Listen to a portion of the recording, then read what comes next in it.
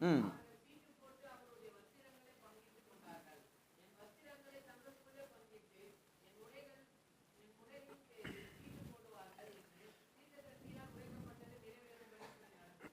இன்னொரு தடவை வாசிக்கலாமாப்பா? அவரை சிலுவையில் அறைந்த பின்பு அவர்கள் சீட்டு போட்டு அவருடைய வஸ்திரங்களை பங்கிட்டு கொண்டார்கள். என் வஸ்திரங்களை தங்களுக்குள்ளே பங்கிட்டு என் உடையின் பேரில் சீட்டு போட்டார்கள் என்று தீர்க்கதரிசியினால் உரைக்கப்பட்டது நிறைவேறும்படி இப்படி நடந்தது. ஆண்டவருடைய நாமத்துக்கு கனமும் மகிமையும் உண்டாவதாக. தொடர்ந்து யோவான் சுவிசேஷம் 19வது அதிகாரத்துக்கு நேராக நம்முடைய வேத புத்தகத்தை திருப்பிக் கொள்வோம். யோவான் 19வது அதிகாரத்தின் 23வது வசனத்திலிருந்து வாசிக்க கேட்போம். போர் சேவகர் இயேசு கிறிஸ்துவை சிலுவையில் அறைந்த பின்பு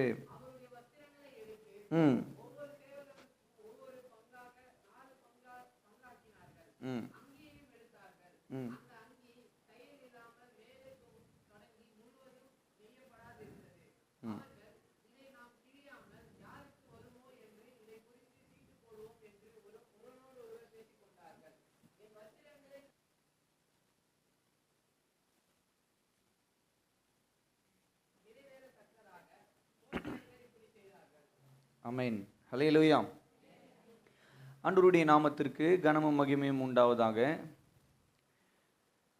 இந்த இடத்துல வாசிக்கிறோம், இயேசுவானவர் சிலுவையில் அறையப்பட்ட பின்பு நடந்த ஒரு சம்பவம். அவருடைய வஸ்திரத்தை அங்கே இருந்த போர் சேவர்கள் என்ன பண்ணுறாங்க அப்படின்னு சொல்லி கேட்டிங்கன்னா, அதை எடுத்து அவர்கள் அந்த வஸ்திரத்தை அவர்கள் சீட்டு போட்டு என்ன பண்ணுறாங்கன்னு சொல்லி கேட்டிங்கன்னா, தங்களுக்குள் அவர்கள் பங்கிட்டு கொள்கிறார்கள் என்று பார்க்கிறோம். ஆண்டவருடைய நாமத்திற்கு கனமும் மகிமையும் உண்டாவதாக. யோவான் 19:23-24 ஆகிய வசனங்களில் வாசிக்கிறோம், அவருடைய வஸ்திரங்களை எடுத்து ஒவ்வொரு சேவகரும் ஒவ்வொரு பங்காக 4 பங்காக்கினார்கள். ஆக 4 சோல்ஜர்ஸ், 4 சேவகர்கள் அங்கே என்ன பண்ணுறாங்கன்னு சொல்லி கேட்டிங்கன்னா, ஆண்டவருடைய வஸ்திரத்தை அவர்கள் என்ன பண்ணுறாங்கன்னு சொல்லி கேட்டிங்கன்னா அந்த இடத்துல பங்கிட்டு கொள்ளுகிறார்கள். ஆண்டவர் நாமத்துக்கு மகிமை உண்டாவதாக. அவருடைய அங்கி, அவருக்கு இருந்த மற்ற எல்லா விதமான வஸ்திரங்களை சிலுவையில் என்ன பண்ணாங்கன்னு சொல்லி கேட்டிங்கன்னா உரிந்து கொண்டார்கள். ஆண்டவருடைய வஸ்திரத்தை சிலுவையில் ஆண்டவரை அறைந்த பின்பு, இயேசுவை சிலுவையில் அறைந்த பின்பு அவருடைய வஸ்திரத்தை என்ன பண்ணுறாங்கன்னு சொல்லி கேட்டிங்கன்னா, அதாவது அவரை சிலுவையில் அடிக்கும் பொழுதே அவர் எப்படி சிலுவையில் அறைந்தாங்க அப்படின்னு சொல்லி கேட்டிங்கன்னா, அவருடைய வஸ்திரங்களை எல்லாம் உரிந்து கொண்டு அவர் மேலே தரித்திருந்த அவருடைய வஸ்திரங்கள் எல்லாவற்றையும் எடுத்துக்கொண்டு தான் அவரை என்ன பண்ணுறாங்கன்னு சொல்லி கேட்டிங்கன்னா சிலுவையில் அறைந்தாங்க. அன்னைக்கு இருக்கிற ரோமர்களுடைய வழக்கப்படி ஒரு குற்றவாளியை கொண்டு போய் தண்டிக்கும் பொழுது, ஒரு குற்றவாளியை கொண்டு போய் அவர்கள் தண்டிப்பார்களானால், அந்த குற்றவாளி தண்டிக்கப்பட்ட பின்பு அந்த குற்றவாளி அணிந்திருந்த எல்லா விதமான உடைகளும் மற்ற எல்லா காரியங்களையும் அந்த குற்றவாளியை சிலுவையில் அல்லது வேற எந்த தண்டனைக்கு உட்படுத்தின போர் சேவர்கள் என்ன பண்ணுவாங்கன்னா தங்களுக்குள்ளே எடுத்துக்கொண்டு அவைகளை சீட்டு போட்டு அவர்களுக்குள்ளே பங்கிட்டு கொள்வது வழக்கமாக இருந்தது. ஒரு குற்றவாளியை அவங்க சிலுவையில் அறைந்தாலும் சரி, அல்லது வேற ஏதாவது தண்டனை கொடுத்து அந்த மனிதனை சாகடித்தாலும் சரி, அந்த மனிதனுடைய ட்ரெஸ் எல்லாத்தையும் உருவிக்கிட்டு அவர்கள் அணிந்திருந்த எல்லா காரியங்களையும் அவர்கள் எடுத்துக்கொண்டு அவர்கள் என்ன பண்ணுவாங்கன்னு சொல்லிக்கிட்டீங்கன்னா பங்கிட்டு கொள்வார்கள். ஆண்டவர் நாமத்திற்கு கனமும் மகிமையும் உண்டாவதாக. கவனிங்க, ஆண்டவர் தன்னுடைய வஸ்திரங்களை அவர்கள் உரிந்து கொள்ளும் பொழுது, அவருடைய வஸ்திரத்தை பிடுங்கும் பொழுது அவர் அந்த அவமானத்தை சகித்தார். நாம் எல்லாருமே இன்னைக்கு வஸ்திரத்தை மிகவும் முக்கியமான ஒரு காரியமாக பார்க்கிறோம். நம்முடைய உடலை மறைப்பதற்காக, நம்முடைய மானத்தை மறைப்பதற்காக இந்த வஸ்திரம் மிக முக்கியமான ஒரு காரியமாக இருக்கிறது. அது மாத்திரம் இல்லாமல் இரண்டாவது இந்த வஸ்திரம் நம்மை அலங்கரிக்கக்கூடியதாக இருக்கிறது. அந்த கிராண்டா ட்ரெஸ் பண்ணிக்கிட்டு அந்த உடைக்கு நம்ம அவ்வளவு முக்கியத்துவம் கொடுக்குறோம். ஆனால் சிலுவையில் ஆண்டவருடைய உடை என்ன பண்ணப்பட்டதுன்னு சொல்லி கேட்டீங்கன்னா, அது பறிக்கப்பட்டது. உடைகள் பறிக்கப்பட்டு அவர் அவமானப்படுத்தப்பட்டார். ஆண்டவருடைய நாமத்துக்கு மகிமையும் கனமும் உண்டாவதாக. ஒரு உவமையிலிருந்து தொடர்ந்து இந்த செய்தியை நான் தொடர விரும்புகிறேன். கர்த்தருடைய நாமத்துக்கு மகிமை உண்டாகட்டும். மத்தேயு 22, 11, 12 ஆகிய வசனங்களை வாசிக்க இருக்கிறோம். பரலோக ராஜ்யம் தன் குமாரனுக்கு கல்யாணம் செய்த ஒரு ராஜாவுக்கு ஒப்பா இருக்கு. ஒரு ராஜா தன்னுடைய பிள்ளைக்காக ஒரு பெரிய கிராண்டா ஒரு கல்யாணத்தை ஆயத்தப்படுத்துறாரு. அந்த திருமணத்துக்காக அவர் அநேகரை அழைக்கிறார். அநேகர் அந்த திருமணத்தில் கலந்து கொள்ளும்படியாக அழைக்கப்பட்ட பின்பு அந்த நாள் வந்த பொழுதும் கூட ராஜா என்ன பண்ணுறாருன்னு சொல்லி கேட்டிங்கன்னா, வேலையாட்களை அனுப்பி எல்லாம் ஆயத்தமாக இருக்கிறது, அழைக்கப்பட்டவர்கள் எல்லாம் வாங்கன்னு சொல்லி அழைக்கும் பொழுது ஒவ்வொருத்தரும் ஒவ்வொரு காரணம் சொல்கிறாங்க. ஒருத்தன் சொல்கிறான், நான் கொஞ்சம் பிஸ்னஸ் பார்க்க வேண்டியது இருக்குது அப்படின்னு சொல்லிட்டு. இன்னொருத்தன் சொல்கிறான், வந்த ராஜாவுடைய வேலைக்காரர்களை இவர்கள் அடித்து அவமானப்படுத்தி அனுப்பிவிட்டாங்க. இதெல்லாம் கேள்விப்பட்ட உடனே ராஜாவுக்கு பயங்கர கோபம்.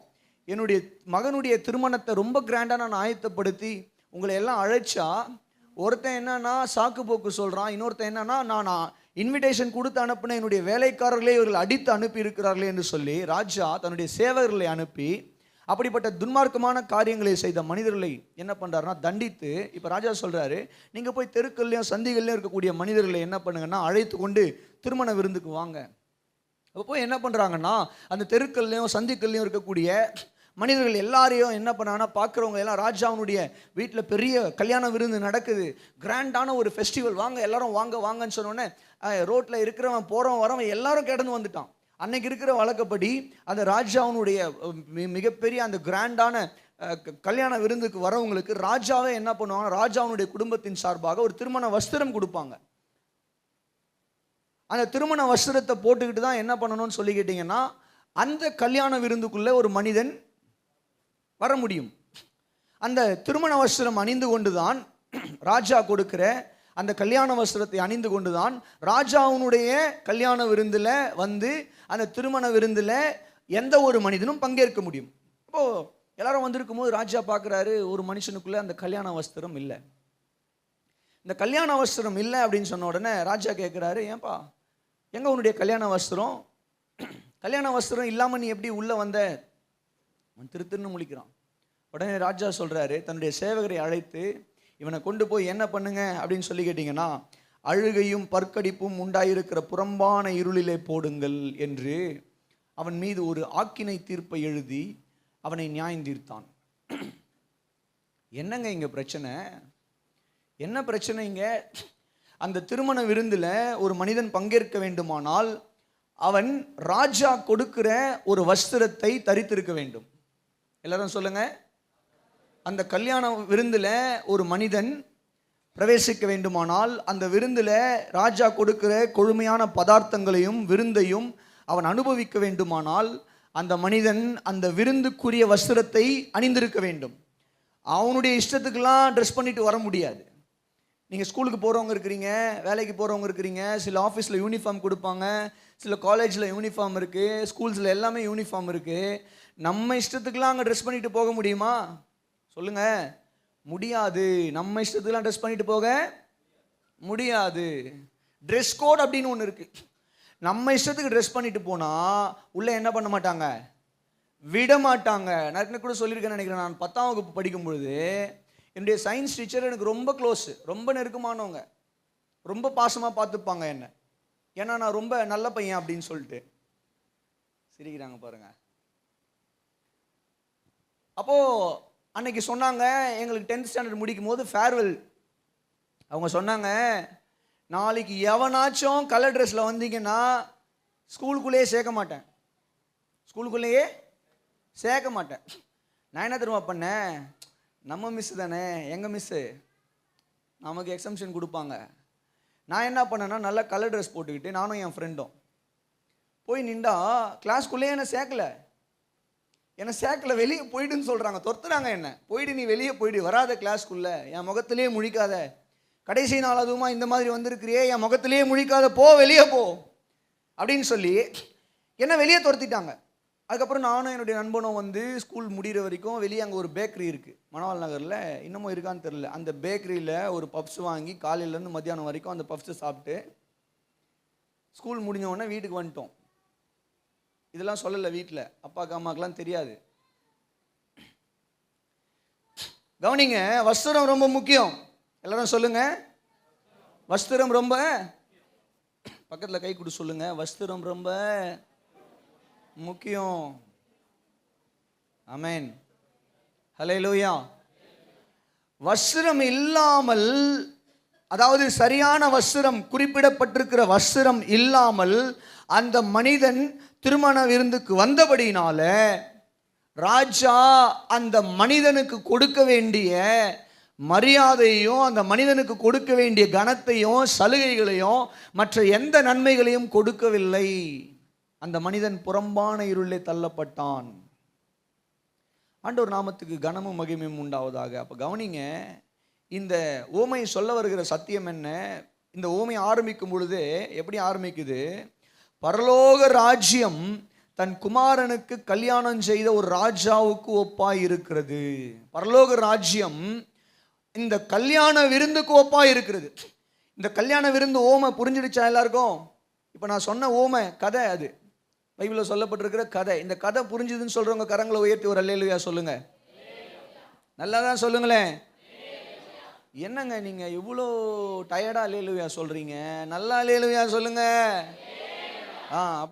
அப்ப கவனிங்க, பரலோக ராஜ்யம் இந்த கல்யாண விருந்துக்கு ஒப்பாய் இருக்கிறது. ஒரு மனிதன் பரலோக ராஜ்யத்துக்குள்ள வர வேண்டுமானால் அந்த மனிதனுடைய ஆத்துமாவும் கூட வஸ்திரத்தை அணிந்திருக்க வேண்டும். இந்த வஸ்திரம் என்று சொல்லும் பொழுது வேதம் அநேக இடங்களை நீங்கள் பார்க்கும் பொழுது உருவக மொழிநடைகளை பயன்படுத்துகிறது.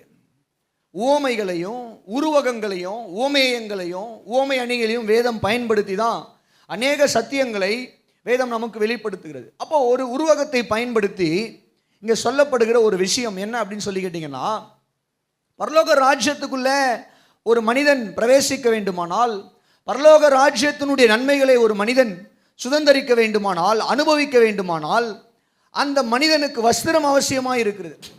எப்படிப்பட்ட வஸ்திரம் அவசியமாக இருக்கிறது? அந்த மனிதனுக்கு அவனுடைய ஆத்துமாவில் தேவன் அணிவிக்கக்கூடிய வஸ்திரம் அவசியமாக இருக்கிறது. இந்த வஸ்திரம் இல்லாமல் ஒரு மனிதன் என்ன பண்ண முடியாதுன்னு சொல்லி கேட்டீங்கன்னா, பரலோக ராஜ்யத்துக்குள்ள பிரவேசிக்க முடியாது. ஆமென். இந்த வஸ்திரம் இல்லாமல் ஒரு மனிதன் பரலோக ராஜ்யத்துக்குள்ள பிரவேசிக்க முடியாது. அதனாலதான் ஆண்டவர் சொல்லும் பொழுதே பரலோக ராஜ்யம் கல்யாண விருந்துக்கு ஒப்பாய் இருக்கிறது. அந்த கல்யாண விருந்துல வஸ்திரத்தை கொடுக்கிறது யாரு? ராஜாவே அந்த வஸ்திரத்தை கொடுக்கிறார். நாம நமக்கு இஷ்டமான வஸ்திரங்களை போட்டுக்கொண்டு அல்ல, தேவன் கொடுக்கிற வஸ்திரம். நீங்க நினைக்கிற வஸ்திரம் பட்டு புடவையோ இல்ல ஜீன்ஸ் பேண்டோ இல்ல வெள்ளை சொக்காவோ இல்ல சுடிதாரோ கிடையாது. இது தேவன் கொடுக்கிற வஸ்திரம். அல்லேலூயா சொல்லுவீங்களா? வாசிக்கலாம். ஏசாயா தீர்க்கதரிசன புத்தகம் 61வது அதிகாரத்தின் 10வது வசனம். 5 விதமான வஸ்திரங்களை உங்களுக்கு காண்பித்து கொடுக்க போகிறேன். இந்த இயேசுவானவர் சிலுவையில் நமக்காக அவருடைய வஸ்திரங்கள் எல்லாம் பிடுங்கப்பட்டது. ஏன் அவருடைய வஸ்திரங்கள் எல்லாம் பிடுங்கப்பட்டது? அவருடைய வஸ்திரங்கள் பிடுங்கப்பட்டபடினால நம்முடைய ஆத்துமாவை அவர் என்ன பண்றாருன்னு சொல்லி கேட்டீங்கன்னா, அவருடைய வஸ்திரங்களால் அலங்கரிக்கிறார். எப்படிப்பட்ட வஸ்திரங்களால் நம்முடைய ஆத்துமாவை அலங்கரிக்கிறார் அப்படின்றது தான் 5 விதமான வஸ்திரங்களை இந்த மாலை வேளையிலே உங்களோடு கூட நான் பகிர்ந்து கொள்ள விரும்புகிறேன். ஏசாயா 61வது அதிகாரத்தின் 10வது வசனம்.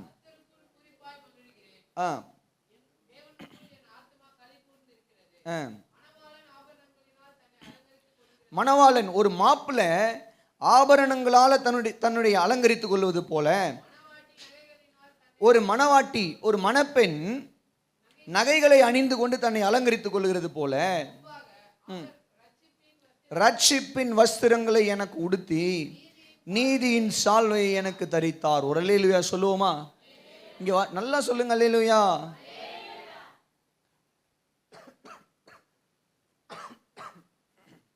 ஆண்டவர் நாமத்திற்கு கனமும் மகிமையும் உண்டாவதாக. இங்க வேதத்தில் வாசிக்கிறோம், ஒரு மணவாளன் ஒரு மணவாட்டி. கல்யாணத்தில் நீங்க பார்த்தீங்கன்னா, கல்யாணத்தில் ஒரு மாப்பிள்ளையும் ஒரு பொண்ணும் எப்படி நல்லா அலங்காரமாய் அவர்கள் உடை உடுத்தி கொண்டு அலங்காரமாய் அந்த பெண் நகை அணிந்து கொண்டிருப்பாளோ, அதற்கு ஈடாக, அதற்கு ஒப்பாக, அது எவ்வளவு விலையேற பெற்ற, கல்யாணத்துக்கு எடுக்கிற ட்ரெஸ் எல்லாம் குறைஞ்ச விலைக்கு எடுப்போமா சொல்லுங்க? ரொம்ப கிராண்டா எடுப்போம், ஆமா தானே? ரொம்ப கிராண்டான புடவை, கிராண்டான சட்டை, கிராண்டான எல்லாம் கிராண்டா எடுப்போம். ஆனால் அதை அன்னைக்கு மட்டும்தான் போடுவோம், அந்த ஒரு நாள் தான் போடுவோம். அதுக்கப்புறம் அதை எடுத்து வீட்டில் வச்சு பூஜை பண்ணுவோம். அப்படியா? எங்கே போட்டு போக முடியும் சொல்லுங்க? அதை போட்டு போக முடியுதா? போட்டு போனீங்கன்னா பாக்கியவான்கள். ஆண்டவர் நாமத்துக்கு கனமும் மகிமையும் உண்டாவதாக.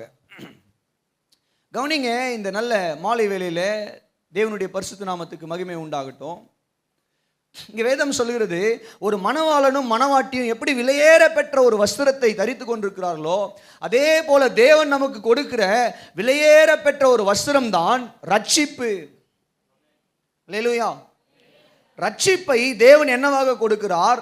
வஸ்திரமாக கொடுக்கிறார். நம்முடைய ஆத்துமாவை மறைக்கக்கூடிய, நம்முடைய ஆத்துமாவை அலங்கரிக்கக்கூடிய ஒரு வஸ்திரமாக தேவன் ரட்சிப்பை கொடுக்கிறார். இந்த ரட்சிப்பு தான் நம்முடைய ஆத்துமாவை அலங்கரிக்கிறது. இங்க வாசிக்கிறோம், ஏசாயா 61:10, அவர் ரட்சிப்பின் வஸ்திரங்களை எனக்கு உடுத்தி. ஆமென். ரட்சிப்பின் வஸ்திரங்களை எனக்கு உடுத்தி. அப்படின்னா என்ன அர்த்தம்? ரட்சிப்பின் வஸ்திரத்தை தேவன் நமக்கு கொடுக்கிறார். ரட்சிப்பின் வஸ்திரத்தை தேவன் நமக்கு கொடுக்கிறார். அப்படின்னா என்ன அர்த்தம்? ரட்சிப்பை தேவன் நமக்கு கொடுக்கிறார். ரட்சிப்புனா என்னங்க? நல்ல கவனிங்க. ரட்சிப்பு என்றால் விடுதலை. எதில் இருந்து விடுதலை? பாவத்திலிருந்து விடுதலை. ரட்சிப்பு என்றால் ஒரு மனிதனுடைய பாவத்திலிருந்து அவனுக்கு விடுதலை தான் ரட்சிப்பு. ரட்சிப்பு என்றால் ஒரு மனிதனுடைய பாவங்களிலிருந்து அவனுக்கு உண்டாகிற மன்னிப்பு தான் ரட்சிப்பு. அல்லேலூயா சொல்லுங்க. ரட்சிப்பு என்றால் ஒரு மனிதனுடைய ஆத்துமாவின் மீது இருக்கக்கூடிய நியாய தீர்ப்பு, ஆக்கினை தீர்ப்பிலிருந்து ஒரு மனிதனுக்கு கிடைக்கிற விடுதலை தான் ரட்சிப்பு. ஆமென். நம்முடைய ஆத்துமா பாவங்கள் எல்லாம் கழுவப்படுவதற்கு பெயர் தான் ரட்சிப்பு. நம்முடைய ஆத்துமா பாவத்திலிருந்து விடுவிக்கப்படுவதற்கு பெயர் தான் ரட்சிப்பு. நம்முடைய ஆத்துமா நரக ஆக்கினையிலிருந்து விடுவிக்கப்படுவதற்கு பெயர் தான் ரட்சிப்பு. இவ்வளவு எளிமையா, இதுக்கு மேல ரட்சிப்புக்கு வேற வியாக்கியானம் கிடையவே கிடையாது. ஆமென். பாவங்கள் மன்னிக்கப்படுதல், நம் மீது இருக்கிற நியாய தீர்ப்பு அகற்றப்படுதல், நம் மீது இருக்கக்கூடிய ஆக்கினை தீர்ப்பு அகற்றப்படுதல், பாவத்தின் அடிமைத்தனத்திலிருந்து விடுவிக்கப்படுதல், இதுதான் ரட்சிப்பு. ஆமென். அப்போ ஒரு ஆத்துமாவுக்கு அலங்கரிப்பு என்னங்க? பாவங்கள் மன்னிக்கப்பட வேண்டும். அந்த ஆத்துமா பாவத்திலிருந்து விடுதலை அடைய வேண்டும். அந்த ஆத்துமா பாவத்தின் விளைவாகிய நரகம், ஆக்கினை தீர்ப்பு, நியாய தீர்ப்பிலிருந்து விடுதலை அடைய வேண்டும். இந்த விடுதலையை ஒரு ஆத்துமாவுக்கு கொடுப்பதற்காக, அந்த ஆத்துமா இப்படிப்பட்ட ஒரு விடுதலையை பெற்றுக்கொண்டு அலங்கரிக்கப்படுவதற்காக, அந்த ஆத்துமாவுக்கு ரட்சிப்பின் வஸ்திரத்தை கொடுப்பதற்காக இயேசுவானவர் சிலுவையில் தன்னுடைய வஸ்திரங்களை எல்லாம் இழந்து அவர் அடிக்கப்பட்டு நொறுக்கப்பட்டு நமக்காக சிலுவையில் ஜீவனை கொடுத்தார். கரங்களை தட்டியோ உயர்த்தியோ ஒரு அல்லேலூயா சொல்லுங்க. அப்ப கவனிங்க, ஒரு மனிதனுடைய ஆத்துமா பாவம் செய்த போது அது எப்படிப்பட்டதாய் மாறி இருக்கிறது? நான் காலையில் பிரசங்கம் பண்ணும்போது தெளிவாக பிரசங்கம் பண்ணியிருந்தேன். அவன் பாவம் செய்யும்போது ஒரு மனிதனுடைய ஆத்துமா தேவனுடைய பார்வையில் நிர்வாணமாக இருக்கிறது. ஒரு மனிதன் உடை இல்லாமல் நிர்வாணமாக இருந்தால் எப்படிங்க இருக்கும்? பார்க்கறதுக்கு அருவருப்பாக இருக்கும். யாராவது அப்படி பார்த்தா கூட என்ன பண்ணுவோம்? ஒரு டவுலை எடுத்து ஏதோ ஒன்று எடுத்து போத்தி விடுங்கப்பா. ஒரு மனிதன் பாவம் செய்யும் பொழுது அந்த மனிதனுடைய ஆத்துமா தேவனுடைய பார்வையில், மனிதனுடைய ஆத்துமா, உள்ளான ஆத்துமா நான் சொல்கிறேன், உள்ளான மனுஷன் தேவனுடைய பார்வையில் எப்படி இருக்கும் சொல்லி கேட்டீங்கன்னா நிர்வாணியாக இருக்கிறான். எந்த நிர்வாணம்? பாவம் என்கிற நிர்வாணம், நியாய தீர்ப்பு என்கிற நிர்வாணம், நரகத்தின் ஆக்கினை தீர்ப்பு என்கிற நிர்வாணத்தில் அந்த ஆத்துமா இருக்கும் பொழுது அந்த ஆத்துமாவை தேவன் இப்போ அலங்கரிக்கணும். அவர் என்ன பண்ணணும் அப்படின்னா, அந்த ஆத்துமாவை ரட்சிப்பின் உடையினால உடுத்தணும். அந்த ஆத்துமாவுக்கு ரட்சிப்பை கொடுக்கணும்னா இவர் என்ன பண்ணணும்னு சொல்லி கேட்டீங்கன்னா, சிலுவையில் தன்னுடைய வஸ்திரங்கள் எல்லாம் கலட்டப்பட்டு அவர் சிலுவையில் உச்சந்தலை முதல் உள்ளங்கால் வரைக்கும் அடிக்கப்பட்டு ரத்தம் சிந்தி தன்னுடைய ஜீவனை அவர் இந்த ஆத்துமாவுக்காக கொடுத்தால்தான் இந்த ஆத்துமாவுக்கு ரட்சிப்பு என்கிற வஸ்திரம். அல்லேலூயா சொல்லுங்க, சத்தமா சொல்லுங்க. அப்போ புரிஞ்சிடுச்சுன்னு நினைக்கிறேன். புரிஞ்சவங்க மாத்திரம் ஒரு அல்லேலூயா சொல்லுங்களேன். அப்போ இந்த கல்யாண விருந்தில் நம்ம பங்கேற்க வேண்டுமானால், இந்த தேவனுடைய ராஜ்யத்தில் நமக்கு பங்கு உண்டாக வேண்டுமானால், நம்முடைய ஆத்துமா ரட்சிப்பினால உடுத்தப்பட்டிருக்க வேண்டும். ஆமென். இந்த ரட்சிப்புக்காக, இந்த ரட்சிப்பை கொடுப்பதற்காக தான் இயேசுவானவர் சிலுவையிலே அவர் நிர்வாணமாக்கப்பட்டார், அவர் அடிக்கப்பட்டார், அவர் நொறுக்கப்பட்டார், அவர் தன்னுடைய ஜீவனை கொடுத்தார். அல்லேலூயா சொல்லுங்க. இன்னைக்கு இந்த ரட்சிப்பை வாஞ்சிக்கிறோமா? இன்னைக்கு இந்த ரட்சிப்பை நம்முடைய ஆத்துமாவில் பெற்றுக்கொண்டிருக்கிறோமா? பிரியமானவர்களே, இன்னைக்கு நாம் ரட்சிக்கப்பட்டிருக்கிறோமா? நம்ம கேட்க வேண்டிய அல்டிமேட் கொஸ்டின் இதுதான் கிறிஸ்தவத்தில். ஒரு கிறிஸ்தவன் இன்னைக்கு தன்னுடைய இருதயத்தில் கேட்க வேண்டிய மிக முக்கியமான ஒரு கேள்வி, ஆம் ஐ சேவ்டு? நான் ரட்சிக்கப்பட்டிருக்கிறேனா? ஏன்னா மத்தேயு 7 ஆண்டவர் ஒரு காரியத்தை சொல்லும்போது சொன்னார், கடைசி நாட்களில் அநேகர் வந்து என்ன பண்ணுவாங்களாம், கதவை தட்டுவாங்களாம்.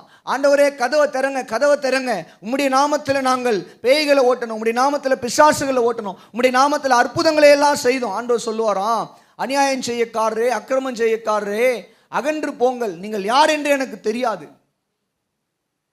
ஆனால் இவங்க சொல்றாங்க, உம்முடைய நாமத்தில் தான் நாங்கள் ஊழியம் செஞ்சோம், உம்முடைய நாமத்தில் தான் நாங்கள் பேய் ஓட்டணும், உம்முடைய நாமத்தில் தான் நாங்கள் பிசாசுகளை ஓட்டணும், உம்முடைய நாமத்தில் தான் நாங்கள் அற்புதங்களை செய்தோம், உம்முடைய நாமத்தில் தான் நாங்கள் எல்லா காரியங்களையும் இந்த உலகத்தில் செஞ்சு கொண்டிருந்தோம்.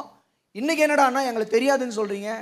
ஆமா, நீ யாருன்னு எனக்கு தெரியாது, கெட் அவுட், வெளியே, உள்ளவே வரல, வராத போ ஆண்டவர் சொல்லுவார், போ. ஏன் இது?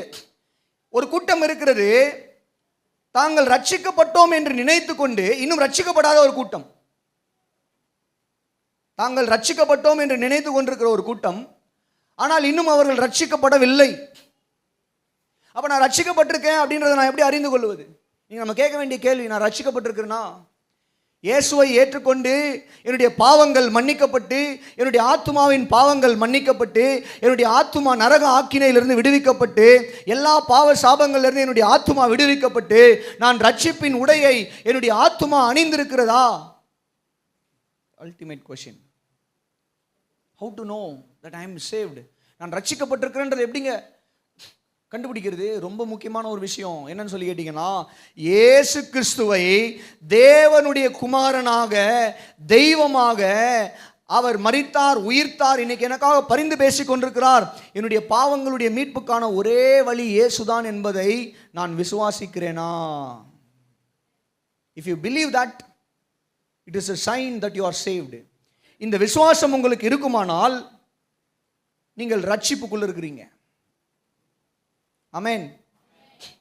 இயேசுவை விசுவாசிக்கிறேன், ஆனா இன்னும் நான் கடவுளா விசுவாசிக்கல, தெய்வமா விசுவாசிக்கல. கொஞ்சம் கிட்ட வந்திருக்கிறீங்க, வந்துருங்க, கிட்ட வந்துட்டீங்க. இயேசுவை விசுவாசிக்கிறீங்க, என்னவா விசுவாசிக்கிறீங்க? அற்புதம் செய்வாரு, சர்ச்சுக்கு போனா நல்லது நடக்கும், இயேசுநாதர் வந்து போய் ஜெபம் பண்ணா கவலை மாத்துவாராம், கண்ணீர் மாத்துவாராம், கைவலி போகுமா, இதெல்லாம் பண்ணு கேள்விப்பட்டிருக்கிறேன். நீங்கள் எல்லாம் கிட்ட வந்துட்டீங்க. இன்னும் ஒரு படி தான் உள்ள வர்றதுக்கு. எது உள்ள வர்றதுக்கு? கல்யாண விருந்து உள்ள வர்றதுக்கு. அப்போ ரட்சிப்பு, ரட்சிக்கப்பட்டவர்களுடைய அடையாளம் என்ன? அவர்கள் இயேசு கிறிஸ்துவை தேவகுமாரனாக விசுவாசிப்பார்கள். The ultimate question. இன்னைக்கு நீங்க ரட்சிக்கப்பட்டிருக்கிறீங்களா? இயேசு கிறிஸ்துவை தேவனாக, தெய்வகுமாரனாக விசுவாசிப்பீர்களானால் நீங்கள் ரட்சிக்கப்பட்டிருக்கிறீர்கள் என்ற அர்த்தம். இது மட்டும் போதுமா? இல்லை. இயேசு கிறிஸ்துவை நான் ஏற்றுக்கொண்ட பிறகு என்னுடைய வாழ்க்கையில மாற்றம் உண்டாயிருக்கிறதா? என்னுடைய வாழ்க்கையில ஒரு டிரான்ஸ்ஃபர்மேஷன், மறுரூபம் உண்டாகி இருக்கிறதா? நான் இயேசு கிறிஸ்துவை ஏற்றுக்கிட்டேங்க, ஆனா என் வாழ்க்கையில எந்த ஒரு மாற்றமும் இல்லை, பழைய பாவத்திலேயே தான் நான் இருக்கிறேன் அப்படின்னா நம்ம இன்னும் ரட்சிக்கப்படவில்லை. I'm sorry. கொஞ்சம் ராவா இருக்கலாம் இந்த விஷயம் பேசுறதுக்கு, பட் ஆனால் இதுதான் உண்மை. நல்லா கவனிங்க. நான் இயேசுவை ஏற்றுக்கிட்டு இருக்கிறேன், ஆனால் இன்னும் என்னுடைய பழைய கெட்ட சுபாவங்கள் இன்னும் என்னை விட்டு நீங்கவில்லை. இன்னும் என்னுடைய பழைய பாவங்கள் என்னை விட்டு நீங்கவில்லைன்னா பாவத்திலிருந்து இன்னும் விடுதலையே பெற்றுக்கொள்ளலையே. ரட்சிப்புனாவே பாவத்திலிருந்து விடுதலை தானே. Very simple. ரட்சிப்பு என்றாலே பாவத்திலிருந்து விடுதலை தானேம்மா, விடுதலை தானே ஐயா. அந்த பாவத்திலிருந்து விடுதலையே இல்லாமல் நான் ரட்சிக்கப்பட்டேன்னு எப்படி சொல்ல முடியும்? நான் இன்னும் அந்த பழைய வாழ்க்கையில் தான் இருக்கிறேன், பழைய ஜென்ம சுபாவத்துக்குள்ளே தான் நான் இருக்கிறேன், ஆனால் நான் ரட்சிக்கப்பட்டேன் அப்படின்னு யாராவது நீங்கள் சொல்லுவீங்கன்னா, இந்த காலை வேளையில் சிலுவை தியான கூட்டத்தில் தேவன் உங்களோடு கூட தான் பேசி கொண்டிருக்கிறார். பிரியமானவர்களே, இந்த ரட்சிப்பின் வஸ்திரத்தை ஆண்டவர் உங்களுக்கு கொடுக்க விரும்புகிறார். அதற்காக தான் அவர் சிலுவையில் மரித்தார். நான் ரட்சிக்கப்பட்டிருக்கேன் என்பதுக்கு அடையாளம் என்ன? நான் இயேசு கிறிஸ்துவை விசுவாசிப்பது மாத்திரமல்ல, என்னுடைய பழைய வாழ்க்கை மாறி இருக்க வேண்டும், என்னுடைய ஜென்ம சுபாவங்கள் மாறி இருக்க வேண்டும், என்னுடைய பழைய சுபாவங்கள் மாறி இருக்க வேண்டும். அல்லேலூயா சொல்லுங்க. அது மாத்திரம் இல்லாமல், இது வந்து ஒரு பெரிய சப்ஜெக்ட். இது how to no I am saved. ஒரே ஒரு காரியத்தை சொல்லி நான் அடுத்த குறிப்புக்கு போயிடுறேன். நான் ரட்சிக்கப்பட்டிருக்கிறேன்னா எப்படி கண்டுபிடிக்கிறது? நான் மறுபடியும் பாவம் செய்யும்போது, இல்லை ஏதாவது தவறு செய்யும் பொழுது உள்ள இருக்கிற ஆவியானவர் என்னை கன்விக்ட் பண்ணுறாரா? கன்விக்ட்னா என்ன சொல்லி காட்டுறாரா? எனக்கு அந்த உணர்வை கொடுக்குறாரா? எனக்குள்ள நான் தவறு செய்யும் பொழுதெல்லாம், அல்லது தவறு செய்ய நான் முயற்சிக்கும் பொழுதெல்லாம், அல்லது ஏதாவது ஒரு காரியத்தை செய்யும்போது நீ செய்வது தவறு என்கிற ஒரு அடிப்படையான ஒரு கன்விக்ஷனை, ஒரு உணர்வை, ஒரு தூண்டுதலை எனக்குள்ள தேவ ஆவியானவர் கொடுப்பார். அந்த தூண்டுதல் வந்தா நம்ம ரட்சிக்கப்பட்டிருக்கோம்னு அர்த்தம். இல்லை நான் பாவம் செய்யும் பொழுதெல்லாம் அதெல்லாம் ஒன்றும் இல்லைங்க, எல்லாரும் தானேங்க செய்கிறாங்க, அந்த சர்ச்சுக்கு போகிறவங்க கூட தான் செய்கிறான், இந்த சர்ச்சுக்கு போகிறவங்க கூட தான் செய்கிறான். இன்னைக்கு நம்ம எல்லாரும் அதை தான் பார்க்குறோம், சர்ச்சுக்கு போகிறவங்கள தான் பார்க்குறோம். அம்மா, நீயும் நானும் சர்ச்சுக்கு போகிறவங்கள பார்க்கறதுக்கு அழைக்கப்படலை, வேதத்தில் சொல்லப்பட்டிருக்கிற இயேசுவை பார்ப்பதற்கு அழைக்கப்பட்டவர்கள். நீ வேற சர்ச்சுக்கு போறவனை பார்த்தேன்னா நீ பரலோகம் போகவே மாட்டே, அங்கேயும் போக மாட்டேன், இங்கேயும் வாழ்க்கை வளராது, இங்கேயும் சாபங்கள் நீங்காது, இங்கேயும் வாழ்க்கையில் அற்புதங்கள் நடக்காது. அவன் எப்படின்னா வாழ்ந்துக்கிட்டு போறான், அது நமக்கு தேவையில்லை. அவன் எப்படிப்பட்ட வாழ்க்கையானால் வாழ்ந்து கொண்டு போகிறான், அவன் எப்படிப்பட்ட ஊழியத்தை வேணாலும் செய்து கொண்டு போகிறான், அது நமக்கு தேவையில்லை. ஆனால் நமக்குள்ள கன்விக்ஷன் இருக்கான், ஆவியானவர் பேசுறாரா? பேசினா நம்ம ரட்சிக்கப்பட்டிருக்கிறோம். அல்லேலூயா. அப்போ இந்த 3 காரியத்தை நினைவில் வச்சுக்கோங்க. நான் இயேசு கிறிஸ்துவை விசுவாசிக்கணும், என்னுடைய வாழ்க்கையில் மாற்றம் ஏற்பட்டிருக்கணும், ஆவியானவர் எனக்குள்ள இருந்து என்னுடைய பாவத்தை உணர்த்தணும். இந்த 3 எனக்குள்ள இல்லைன்னா நான் ரட்சிக்கப்படவில்லை. அப்போ இந்த மாலை வேளையில் சிலுவையில் ஆண்டவர் தன்னுடைய வஸ்திரத்தை இழந்தார். தன்னுடைய வஸ்திரத்தை இழந்து அவமானத்தை சகித்தார். ஏன் அவர் தன்னுடைய வஸ்திரத்தை இழந்தார்? நம்முடைய ஆத்துமாவை ரட்சிப்பின் வஸ்திரத்தினால் அலங்கரிப்பதற்காக. கரங்களை உயர்த்தி ஒரு அல்லேலூயா சொல்லுங்களேன். இந்த ரட்சிப்பை ஆண்டவர் கொடுக்கிற ரட்சிப்பு விலையேற பெற்றது. ஆமென் வரல பாருங்க. ஆண்டவர் கொடுக்கிற இந்த ரட்சிப்பு விலையேற பெற்றது. அதனால தான் அங்கே வாசிக்கிறோம், அது எவ்வளவு ப்ரெஷியஸ் அப்படின்றது சொல்கிறதுக்காக தான் நம்ம லாங்குவேஜில் ஒரு காரியத்தை சொல்கிறார். மணவாளன் விலை உயர்ந்த ஆடையை போட்டுக்கிட்டு இருந்தாலோ, மணவாட்டி விலை உயர்ந்த நகைகளை எல்லாம் போட்டுக்கிட்டு எவ்வளோ கிராண்டாக இருப்பாங்களோ, அதை விட கிராண்டானது தான் ரட்சிப்பு என்கிற ஆடை. கரங்களை தட்டி ஒரு அல்லேலூயா சொல்லுங்க. ஹல்லேலூயா, ஹல்லேலூயா. அம்மா, உங்ககிட்ட விலையேற பெற்ற உடைகள் இருக்கலாம், காஸ்ட்லி ட்ரெஸ் வச்சுருப்பீங்க. சிலர்லாம் 8000 புடவை இருக்குது பிரதர், 12,000 புடவை இருக்குது என்கிட்ட, 12 லட்சத்தில் கூட வச்சுக்கோங்க. ஆனால் பயன்படுத்துங்க, பீரோக்குள்ளே வச்சிருந்தா ஒரு பிரயோஜனமும் இல்லை. ஆண்டவர் நாமத்துக்கு மகிமை உண்டாவதாக. அந்த உடைகள் எல்லாவற்றை காட்டிலும் தேவன் கொடுக்கிற ரட்சிப்பின் உடை விலையேற பெற்றது. ஆண்டவர் கம்பேர் பண்ணி சொல்றாரு, so precious, salvation is so precious. ரட்சிப்பு மிகவும் விலையேற பெற்றது. அல்லேலூயா சொல்லுங்களேன். அப்போ இந்த ரட்சிப்பை நாம் ஒவ்வொரு நாளும் இந்த ரட்சிப்பு நிறைவேற பிரயாசப்பட வேண்டும். இன்னைக்கு ரட்சிக்கப்பட்டிருக்கோம், ரைட், கரெக்டு தான், நான் ரட்சிக்கப்பட்டேன். ஆனால் ஆண்டவருடைய வருகையின் போது தான் இந்த ரட்சிப்பு நிறைவேறுகிறது. அல்லேலூயா. ரட்சிப்பு எங்கே நிறைவேறுது? ஆண்டவருடைய வருகையில் தான். ஸ்கூலில் நான் போய் 1ஆம் வகுப்பு என் பிள்ளையை சேர்த்துட்டேன், அப்பா ஸ்கூலில் சேர்த்துட்டேன் என் பிள்ளைய, அப்படி கிடையாது. படிப்பு எங்கே முடியுது? ஸ்கூலிங் எங்கே முடியுது? 12th ஸ்டாண்டர்டில் தான் முடியுது. 12th ஸ்டாண்டர்ட் வர வரைக்கும் அவனை பத்திரமா ஸ்கூலுக்கு போக பார்த்துக்கிட்டு படிப்பில் அவனை கவனம் செலுத்த வச்சே வளர்க்கணும். நடுவில் கொஞ்சம் டிஸ்ட்ராக்ட் ஆகி பிள்ளை வெளியே போகுதுன்னா ஸ்கூல் படிப்பு கெட்டு போயிடும். அதே மாதிரி தான் ரட்சிப்பு. இன்றைக்கி நம்ம ரட்சிக்கப்பட்டிருக்கிறோம். சிலர்லாம் 1ஆம் வகுப்பில் இருக்கீங்க, சிலர்லாம் 5ஆம் வகுப்பில் இருக்கீங்க, சிலர்லாம் 7ஆம் வகுப்பில் இருக்கீங்க, சிலர்லாம் 9ஆம் வகுப்பில் இருக்கீங்க. ஆண்டவருடைய வருகை தான் 12ஆம் வகுப்பு மாதிரி. அவர் வரும்பொழுது தான் இந்த ரட்சிப்பு முழுவதுமாய் நிறைவேறும். இந்த ரட்சிப்பின் வஸ்திரத்தை காத்துக்கொள்வது அவசியம். இந்த ரட்சிப்பின் வஸ்திரம் கரைபடாமல் காத்துக்கொள்வது அவசியம். அல்லேலூயா சொல்லுங்க. கரை திரை இல்லாதவர்களாய் நம்மை காத்துக்கொள்வது மிகவும் அவசியமாக இருக்கிறது. இந்த உலகத்தால் நம்மை கரைப்படாதபடிக்கு, நம்முடைய ஆத்துமா கரைப்படாதபடிக்கு நம்மை பார்த்துக்கொள்வது மிகவும் அவசியமாக இருக்கிறது. அல்லேலூயா சொல்லுங்க. அப்போ ஆண்டவர் தன்னுடைய வஸ்திரத்தை இழந்து நமக்கு கொடுக்குற ஒரு வஸ்திரம் என்னன்னு சொல்லி கேட்டீங்கன்னா ரட்சிப்பின் வஸ்திரம். எல்லாரும் சொல்லுங்க, நல்லா சொல்லுங்க. அல்லேலூயா. என்ன வஸ்திரம் கொடுக்குறாரு? 2வது அதே வசனத்தில் வாசிக்கிறோம், நீதியின் சால்வையை எனக்கு தரித்தார். முதல்ல ரட்சிப்பு, 2வது நீதி. நீதி என்றால் என்னன்னு சொல்லி கேட்டீங்கன்னா righteousness, right standing before God. ரைச்சஸ்னஸ்னா ரைட் ஸ்டாண்டிங் பிஃபோர், அப்படின்னா நீதிமானாக்கப்படுதல். எல்லாரும் சொல்லுங்க, சத்தமா சொல்லுங்க, நீதிமானாக்கப்படுதல். வேதம் சொல்லுகிறது, எந்த ஒரு மனிதன் பாவம் செய்கிறானோ அந்த மனிதன் தேவ மகிமை அற்றவனாகிறான். No one is righteous before God. தேவனுக்கு முன்பதாக நீதிமான் ஒரு மனிதனும் இல்லை. ஏனென்றால் எல்லா மனிதனும் ஆதாமுடைய பாவத்துக்குள்ள அடைக்கப்பட்டு எல்லா மனிதனும் என்னவாயிருக்கிறாங்கன்னு சொல்லி கேட்டிங்கன்னா அவர்கள் தேவனுடைய மகிமை இழந்து தேவனுக்கு முன்பதாக நிற்க தகுதி இல்லாதவர்களாக இருக்கிறார்கள். நீதிமானாக்கப்படுதல். நீதிமான் என்றால் தேவனுக்கு முன்பதாக நிற்பவன், தேவனுக்கு முன்பதாக நிற்க தகுதி உடையவன். யார் தேவனுக்கு முன்பதாக நிற்க தகுதி உடையவன்? நீதிமான் தேவனுக்கு முன்பதாக நிற்க தகுதி உடையவன். சரி, யார் நீதிமான்? யார் நீதிமான்? எப்படி ஒரு மனிதன் நீதிமானாக்கப்பட முடியும்? எப்படி ஒரு மனிதன் நீதிமானாக்கப்பட முடியும்? ஆதாம் மத்திய இலைகளெல்லாம் செஞ்சு மாட்டிக்கிட்டான். அந்த மாதிரி நாமும் நம்முடைய சுய கிரியைகளால நீதிமானாக்கப்பட முடியுமா?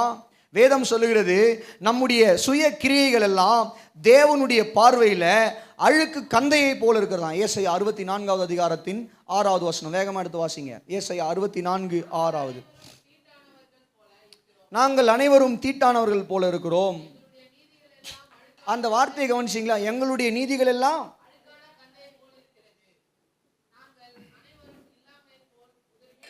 ஆமென்.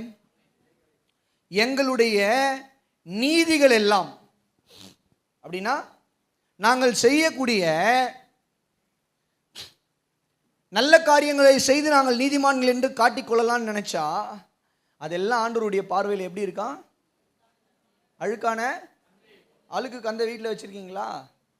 சொல்லுங்க, இருக்கா இல்லையா? ஐயோ, நீங்கெல்லாம் ரொம்ப ஃபாரின்ல இருக்கிறவங்க. யார் வீட்லையும் அழுக்கு கந்த இல்லை, எது கேட்டாலும் இல்லை, அப்படியே அமைதியாக உட்காந்துருப்பாங்க. ஆங்கிலோ இந்தியன் லேடிஸு இந்த பக்கம், இந்த பக்கம் இருக்கிறவங்கெல்லாம் வந்து பிரிட்டிஷ் மென்ஸு. வாயே திறக்க மாட்டாங்க இவங்க. இருக்கா? தம்பி உஷாராயிட்டான். அண்ணன் நம்ம பக்கம் திரும்பிட்டாரு, அடுத்தது நம்மளை ஆமாம் ஏதோ சொல்ல போறாருன்னு சொல்லிட்டு இருக்கணும் அப்படின்ட்டான். அழுக்கு கண்டை. இந்த அழுக்கு கண்டையை பார்த்துருக்கீங்களா? பார்த்துருக்கீங்க. பயன்படுத்திருக்கீங்களா? பயன்படுத்தியிருக்கோம். அந்த அழுக்கு கந்தையை மடித்து பீரோக்குள்ளே வைப்பீங்களா? எங்கே வைப்பீங்க? எங்கங்க வைப்பீங்க? அடுப்பாங்கரையிலையோ, கிச்சன்லையோ, இல்லை வண்டியிலையோ, எங்கேயோ ஒரு இடத்துல வைப்போம். ஆனால் வீட்டில் முக்கியமான இடத்துல வைக்க மாட்டோம். கச்சீஃப் மாதிரி மடித்து பாக்கெட்லேயும் வைக்க மாட்டோம். ஆங்கரில் மாட்ட மாட்டோம். பீரோக்குள்ளே வைக்க மாட்டோம். ஷெல்ஃபில் வைக்க மாட்டோம். கரெக்டா? ஆமாவா இல்லையா சொல்லுங்க. இது போல தான் நம்ம சுயமாக நீதிமானாகணும்னு நினச்சா ஆண்டவருடைய பார்வையில் அது எப்படி இருக்குன்னு சொல்லி கேட்டிங்கன்னா இந்த மாதிரி தான். அழுக்கு கந்தையை போல. ஒரு அழுக்கு கந்தை எப்படி இருக்கோ அந்த மாதிரி தான் நம்முடைய சுயநீதி. சுயநீதினா என்னது? தேவனுடைய உதவி இல்லாமல் நானே நீதிமானாக்க முயற்சிக்கப்படுவது. நான் நீதிமான், நான் நீதிமான்னு சொல்லிக்கிறது. எல்லா அநியாயமும் செஞ்சுட்டு ஒரு 2 பேருக்கு சாப்பாடு வாங்கி கொடுத்துட்டு நான் நீதிமான்னு சொல்லிக்கிறது. எல்லா அக்கிரமும் செஞ்சுட்டு ஒரு 2 பேருக்கு ஒரு புடவை வாங்கி கொடுத்துட்டு நான் பெரிய பரிசுத்தவான் என்று சொல்லிக் கொள்வது. எல்லா அநியாயம், அக்கிரமம், பாவத்தை எல்லாம் செஞ்சுட்டு ஒரு 4 பேருக்கு கிறிஸ்மஸ் நேரத்தில் கேக் வாங்கி கொடுத்துட்டு ஃபோட்டோ எடுத்துட்டு அதை ஸ்டேட்டஸில் போட்டு நான் நீதிமான் என்று சொல்லிக் கொள்வது. இது எல்லாம் தேவனுடைய பார்வையில் எப்படி இருக்குதான்? எல்லாரும் சொல்லுங்க, அழுக்கான. இவங்க எல்லாம் தேவனுக்கு முன்னாடி போய் நின்றாங்கன்னா, ஆண்டவரே நான் நீதிமான்னு போய் நின்றாங்கன்னா ஆண்டவர் சொல்லுவாராம், இது அழுக்கு கந்த, தூக்கி வெளியே போடு. இது என்னது? அழுக்கு கந்த. அப்போ ஒரு மனுஷன் எப்படி நீதிமான் ஆக்கப்பட முடியும்? இந்த வசனம் சொல்லுகிறது, அவர் நீதியின் சால்வையை நமக்கு தந்தார். ரட்சிப்பின் வஸ்திரத்தை கொடுக்கிறாரு, ரட்சிப்பை வஸ்திரமா கொடுக்கிறாரு. அடுத்ததான் வாசிக்கிறோம், நீதியை, நம்மை நீதிமானாக்கப்படுவதை, நாம் நீதிமான் என்கிற அந்தஸ்தை சால்வையாக கொடுக்கிறார். ரோப், சால்வை தெரியுமா? சால்வை போடுவாங்க தெரியுமா? நம்ம ஊர்லாம் சால்வை இப்படி போடுவாங்க. ஒவ்வொரு கல்ச்சரில் ஒவ்வொரு மாதிரி பயன்படுத்துவாங்க. அப்போ கவனிங்க, ஆண்டவருடைய நாமத்துக்கு கனமும் மகிமையும் உண்டாவதாக. ஆண்டவர் நமக்கு இரண்டாவதாக ஒரு வஸ்திரத்தை, கார்மெண்ட் கொடுக்கிறார், ஒரு ரோப், சால்வை. என்ன சால்வை? நீதிமான் என்கிற சால்வை. எப்படி நம்மளை நீதிமான் ஆக்குறார்? அதுதான் கேள்வி. இப்போ நாமளே நீதிமான் ஆகணும்னு என்னென்னவோ பண்ணுறோம். பண்ணிட்டு போய் ஆண்டவர் முன்னாடி நான் நீதிமான் போய் நின்றா ஆண்டவர் என்ன சொல்கிறாருன்னா, போ அழுக்கு கந்த, இது அழுக்கு கந்த. என்னதான் பண்ணுறது? நான் போய் எவ்வளோ நற்கிரியைகளை பண்ணுறேன், இவர் என்ன பண்ண மாட்டுறாரு, என்ன நீதிமானா ஏற்றுக்கொள்ள மாட்டுறாரு. நீ எல்லா நல்லதும் பண்ணுற, ஆனால் உன்னுடைய ஆத்துமா செய்த பாவத்துக்கும் அந்த ஆத்துமாவுடைய அக்கிரமத்துக்கும் செலுத்தப்பட வேண்டிய தண்டனை செலுத்தப்படலையே. அப்போ அந்த ஆத்துமாவுடைய தண்டனையை வேற ஒருத்தர் வாங்கணும்ல. பாவத்தின் சம்பளம். அப்போ இதை பெற்றுக்கொள்ளணும்ல. இதை தண்டிக்கப்படாமல் ஒரு ஆத்துமா எவ்வளவு நற்கிரியைகள் செய்தோம், அந்த ஆத்துமாவுக்குள்ள இருக்கிற பாவத்துக்கு விமோச்சனம் கிடையாது. நல்லா புரிஞ்சுக்கோங்க. நற்கிரியைகள் மூலமாக பரலோகம் போயிடலாம், நாம் நீதிமான் ஆகிடலாம், நல்லவங்கள ஆகிடலாம் அப்படின்னு சொன்னால் இயேசுன்ற ஒரு கேரக்டரே தேவையில்லை, சபையே தேவையில்லை. நீங்கள் எல்லாம் 4 பேருக்கு சாப்பாடு வாங்கி கொடுத்துட்டு, அரிசி பருப்பு வாங்கி கொடுத்துட்டு, துணி வாங்கி கொடுத்துட்டு நம்ம என்ன பண்ணலாம்னா டைரெக்டாக பரலோகம் போயிடலாம். பைபிள் அதை போதிக்கவே இல்லை. பைபிள் அதை போதிக்கல. மனிதனுடைய ஆத்துமாவுக்கு, மனிதனுடைய பாவத்தின் சம்பளத்துக்கான சம்பளம் மரணம். மனிதனுடைய ஆத்துமா செய்த பாவத்துக்கான சம்பளம் என்னது? அந்த மரணத்தை இந்த ஆத்துமா அனுபவிக்கணும். இந்த ஆத்துமா அதை அனுபவிக்க கூடாதபடி தெய்வம் இறங்கி என்னுடைய ஆத்துமா அனுபவிக்க வேண்டிய அந்த தண்டனையை அவர் சிலுவையில் ஏற்றுக்கொண்டார். அல்லேலூயா. அவர் சிலுவையில் ஏற்றுக்கொண்டு இப்போ என்ன பண்ணுறாருன்னு சொல்லி கேட்டிங்கன்னா, என்னுடைய தண்டனையை அவர் ஏற்றுக்கிட்டதுனால, என்னுடைய பாவங்களை எல்லாம் அவர் ஏற்றுக்கிட்டதுனால, என்னுடைய அக்கிரமத்தின் நிந்தைகளையும் அவமானங்களையும், என்னுடைய அக்கிரமத்தின் தண்டனைகளை எல்லாம் அவர் ஏற்றுக்கொண்டபடினால அவர் என்ன பண்ணுறாருனா, இப்போ இலவசமாக எனக்கு ஒரு காரியத்தை கொடுக்குறாரு. நீ நீதிமான் போகலாம். ஏனென்றால் உன் மீது வர வேண்டிய அத்தனை தண்டனைகளையும், அத்தனை பாடுகளையும், அத்தனை வேதனைகளையும் நான் எடுத்துக்கொண்டேன். என்னுடைய நீதியை உனக்கு கொடுக்குறேன். இன்னையிலிருந்து நீ நீதிமான் போகலாம். அல்லேலூயா. இப்படிதான் தேவன் ஒரு மனுஷன் நீதிமானா மாற்றுகிறார். ஆமென். ஒரே ஒரு வசனம் மட்டும் வாசி காமிச்சிடுறீங்களா? ரோமர் 3:21-22 ஆகிய வசனங்கள். ரோமர் 3வது அதிகாரத்தின்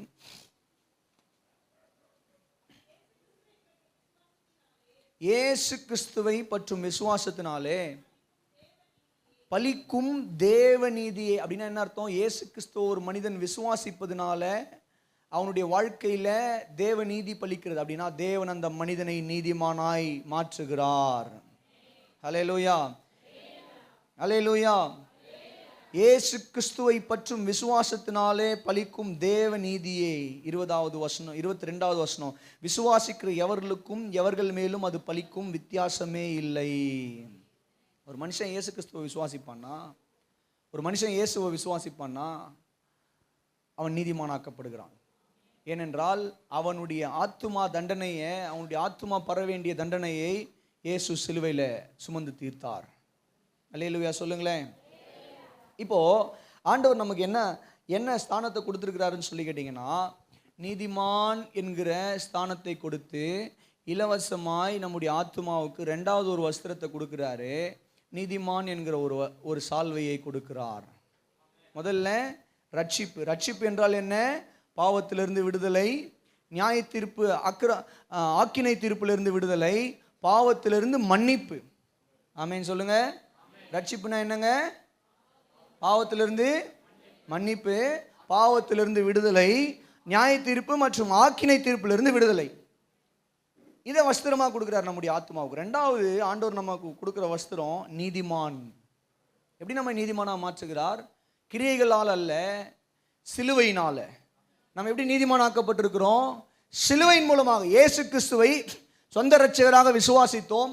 ஆண்டவர் நம்மளை டிக்ளேர் பண்றாரு, இன்றிலிருந்து நீ நீதிமான், போகலாம்.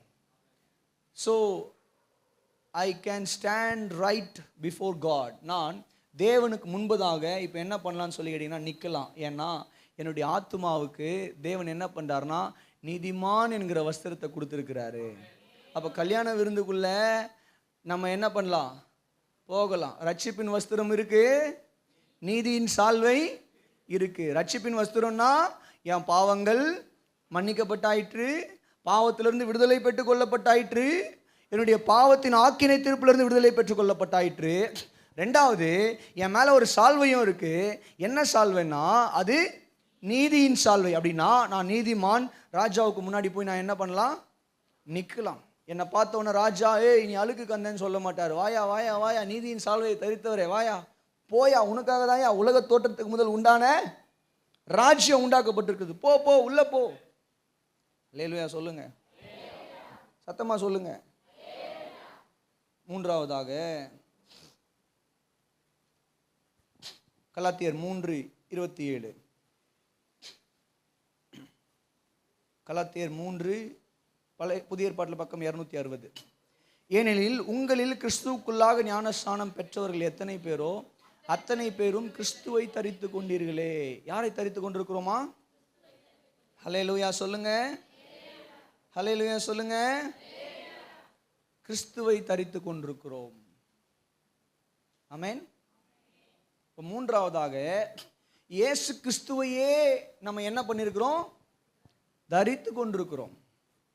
அல்லேலூயா சொல்ல மாட்டீங்களா? அல்லேலூயா. நம்ம எப்படி ட்ரெஸ் பண்ணுறோமோ கவனிக்கிறீங்களா, அப்படி கொஞ்சம் என்ன பண்ணுவோன்னு சொல்லி கேட்டிங்கன்னா பிஹேவ் பண்ணும். ஃபார் எக்ஸாம்பிள், இப்போ நீங்கள் இங்கே சரி வாலிப தம்பிங்க இருக்கிறாங்க. இப்போது வாலிப தம்பிங்க கோட்டு சூட் போட்டு விட்டோம் வச்சுக்கோங்க. இப்போ ஃபார்மல்ஸில் இருக்கீங்க, கேஷுவலில் இருக்கீங்க சிலர்லாம், இல்லையா? ஆமாம்மா இல்லையா? இப்போ திருநாவுக்கரசுக்கு எடுத்துப்போம், திருநாவுக்கரசு உதாரணமாக எடுத்துப்போம். திருநாவுக்கரசுக்கு கோட்டு சூட்லாம் போட்டாச்சு, சும்மா பேண்ட்டு நல்லா ரேமாண்டு. ஆமேன் ஆமேன் சொல்கிறான் பாருங்க, கத்தர் கொடுப்பார் கத்தர் கொடுப்பார். ரேமாண்டில் சூப்பராக கோட்டு சூட்லாம் தைச்சி அப்படியே உள்ள வைஸ் கோட்டு பயங்கரமாக போட்டுக்கிட்டு டையெல்லாம் போட்டுக்கிட்டு அப்படியே கீழே வந்து என்ன ஷூப்பா வேணும்? என்ன ஷூ வேணும்? தூங்கிட்டோம் போல. என்ன ஷூ? சரி நானே சொல்லட்டுமா? அப்போ புஷ்ப பேஸ்னு ஒரு பிராண்ட் இருக்கு, அது நல்ல டாப் பிராண்டு. 4000 3000 5000 இருக்கும் அந்த ஷூலாம். பயங்கரமா புரியல அங்கிள்? ஷூலியே இருக்கு. ஆமா, அதை விட அதிகமாகவே இருக்கு. அதை விட பெரிய செருப்பே 12,000 15,000 இருக்கு. சரி கவனிக்கிறீங்களா? போட்டாச்சு பயங்கரமா ரேமாண்டு சூட்டு, பிராண்டட் ஷூஸு, கையில் ரோலெக்ஸ் வாட்சு, அப்புறம் கண்ணாடி ரேபான். இதை போட்டுட்டா எப்படி நடப்போம்? நம்முடைய நடை எப்படி மாறும்? அப்படியே வழக்கமாக நடக்கிறது, தலையை சொரிஞ்சிக்கிட்டு, பாக்கெட்டில் கையை விட்டுக்கிட்டு, கழுத்தை சொரிஞ்சிக்கிட்டு, அக்கில் சொரிஞ்சிக்கிட்டு அப்படி நடப்போம். பொதுவாக சொல்கிறேன், எல்லாருக்குமே அப்படி நடப்போம், அப்படியே பார்த்துட்டு. ஆனால் அதுவே கோட்டு சூட் எல்லாம் போட்டோன்னே, இப்போ அவங்களுக்கு கோட்டு சூட்னா உங்களுக்கு இன்னும் எது பிராண்டான ட்ரெஸ்ஸு? பட்டு புடவை தானா? பட்டு புடவை, அப்படி விலையேற பெற்ற பட்டு புடவை பயங்கரமாக போட்டுக்கிட்டீங்க. போட்டுட்டு அப்படியே எப்படி நடப்பீங்க? வழக்கமாக நடக்கிற மாதிரி தான் நடப்பீங்களா? சொல்லுங்க. ஏஞ்சல் மாதிரி போவாங்களா? ஏஞ்சல் மாதிரி போவாங்களா? அம்மா சொல்றாங்க பாருங்க, ஏஞ்சல் மாதிரி போவாங்க. அதுனா உண்மைதான். ஓ, நைட்டியை மாட்டிக்கிட்டு தண்ணி தூக்கணும் இல்லை ஏதாவது பண்ணணும் அப்படின்னா நம்ம நடை எப்படி இருக்கும்? ஆனா அதே ஆளு பயங்கர கிராண்டா ட்ரெஸ் பண்ணிக்கிட்டு, ஒரு கல்யாணத்துக்கு பயங்கர கிராண்டா ட்ரெஸ் பண்ணிட்டு, டிப்டாப்பா ஜுவல்ஸ் எல்லாம் போட்டுக்கிட்டு, எப்படி தெரியுமா? கையில கச்சிஃப் தான்,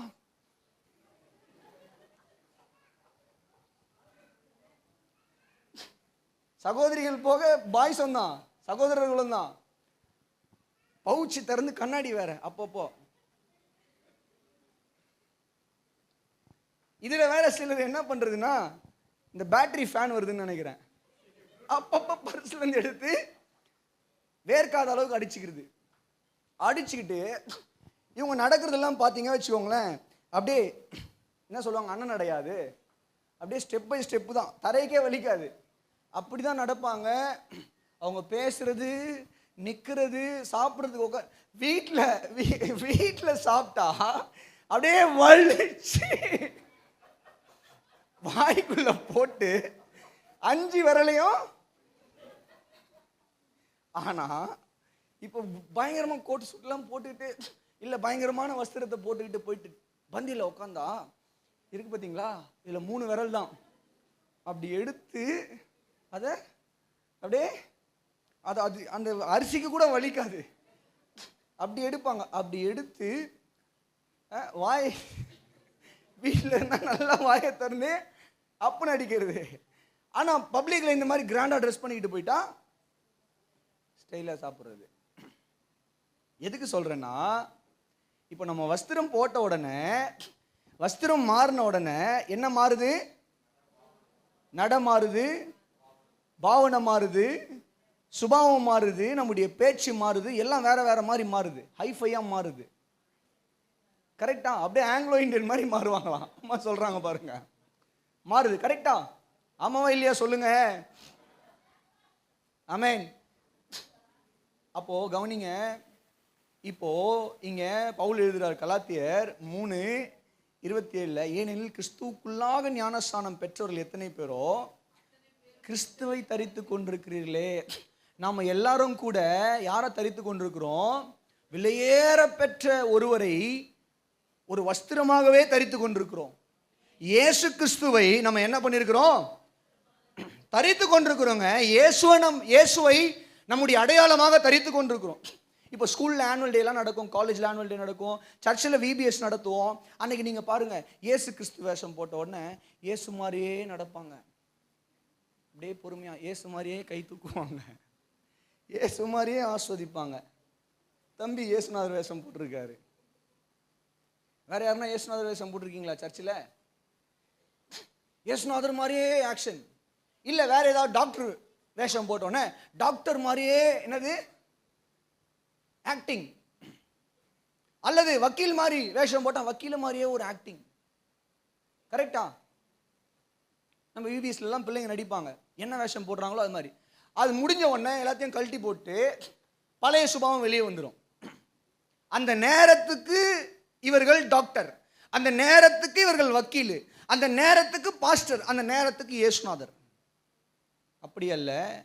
இங்க வாசிக்கிறோம், நம்மை ஆண்டவர் எதனால உடுப்பித்திருக்கிறார், எதனால தரித்திருக்கிறார்? இயேசு கிறிஸ்துவை ஏற்றுக்கொண்டு யாரெல்லாம் ஞானஸ்நானம் பெற்றிருக்கிறோமோ நாம எல்லாருமே ஆண்டவராகிய இயேசு கிறிஸ்துவை தரித்து கொண்டிருக்கிறோம். அல்லேலூயா.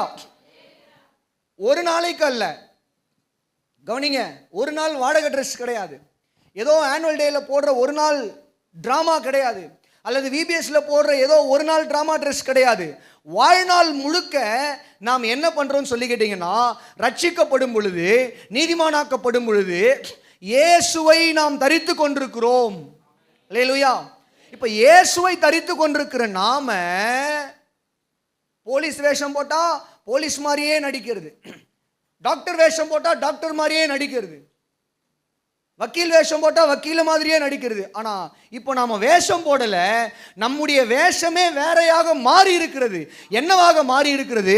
முன்னாடி நான் இந்த உலகத்துக்குரிய மனிதனாக இருந்தேன், நான் தினேஷாக இருந்தேன்.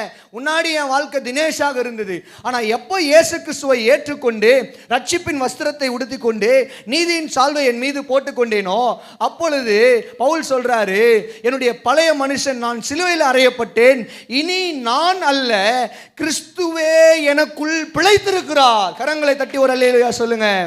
ஹல்லேலூயா. கலாத்தியர் 2வது அதிகாரத்தின் 20வது வசனம் கூட சொல்லுகிறது, கிறிஸ்துவுடனே கூட சிலுவையில் அறையப்பட்டேன், ஆயினும் பிழைத்திருக்கிறேன், இனி நான் அல்ல, கிறிஸ்துவே எனக்குள் பிழைத்திருக்கிறார். ஹல்லேலூயா, ஹல்லேலூயா. நான் கிறிஸ்துவோடு கூட சிலுவையில் அறையப்பட்டேன். எப்போ ரட்சிக்கப்பட்டனோ, எப்போ நீதிமானாக்கப்பட்டேனோ, அப்பொழுது என்னுடைய பழைய மனுஷனை சிலுவையில் சொல்லுங்க அரைஞ்சாச்சு. பழைய மனுஷனை சிலுவையில் ஆணி அடிச்சாச்சு. பழைய ஜென்ம சுபாவத்தை ஆணி அடிச்சாச்சு. பழைய கோவத்தை ஆணி அடிச்சாச்சு. பழைய எல்லா விதமான துர்குணத்தையும் ஆணி அடிச்சாச்சு சிலுவையில். இப்போ நான் பழைய தினேஷாக நான் வாழல, எனக்குள்ள கிறிஸ்துவை தரித்து கொண்டு நான் கிறிஸ்துவின் சாயலுடையவனாய் வாழுகிறேன். அல்லேலூயா சொல்லுங்க. ஹல்லேலூயா. இதுதான் கிறிஸ்தவ ஜீவியம். This is what Christianity and this is what Bible teach. இதுதான் கிறிஸ்தவம். இதுதான் புதிய ஏற்பாடு நமக்கு போதிக்கிற உபதேசம், அடிப்படை உபதேசம். அல்லேலூயா சொல்லுங்களேன் சத்தமா. அப்ப இந்த நல்ல மாலை வேளையில when we put on Christ, நாம் இயேசு கிறிஸ்துவை அணிந்திருக்கும் பொழுது, இயேசு கிறிஸ்துவை தரித்திருக்கிறவள், இயேசு கிறிஸ்துவை தரித்திருக்கும் பொழுது, இனி நாம் அல்ல, நமக்குள்ள இருந்து கிறிஸ்து வெளிப்பட வேண்டும். அல்லேலூயா. நான் காலையில் சொன்னதா சொல்றேன், உங்களை பார்க்கிறவங்க இயேசுவை பார்க்கணும். உங்களை பார்க்கிறவங்க யாரோ கலகம் பண்றவங்களை பார்க்கக்கூடாது.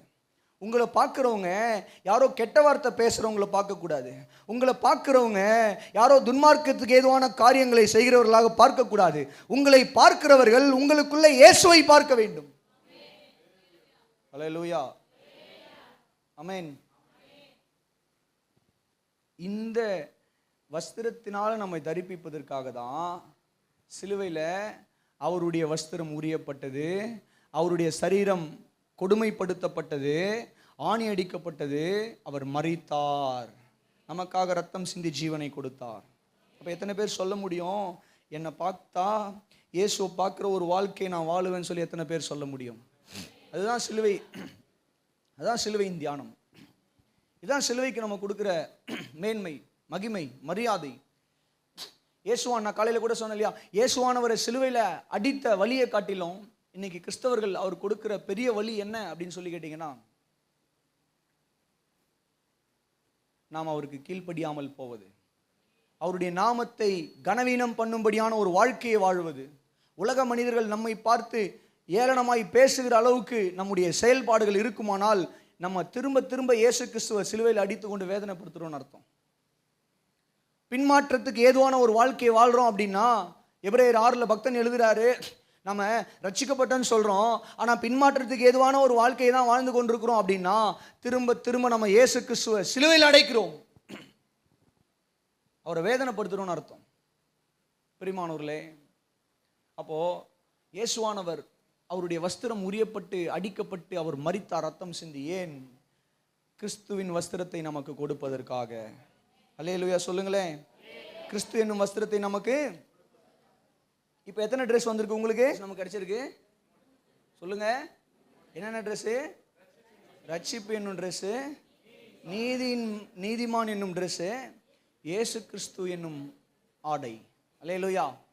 4வதாக சுருக்கமாக முடிச்சிடலாம். ஏசாயா 61:3. வேகமாக வாசிக்கிறீங்களா? ஏசாயா 61:3.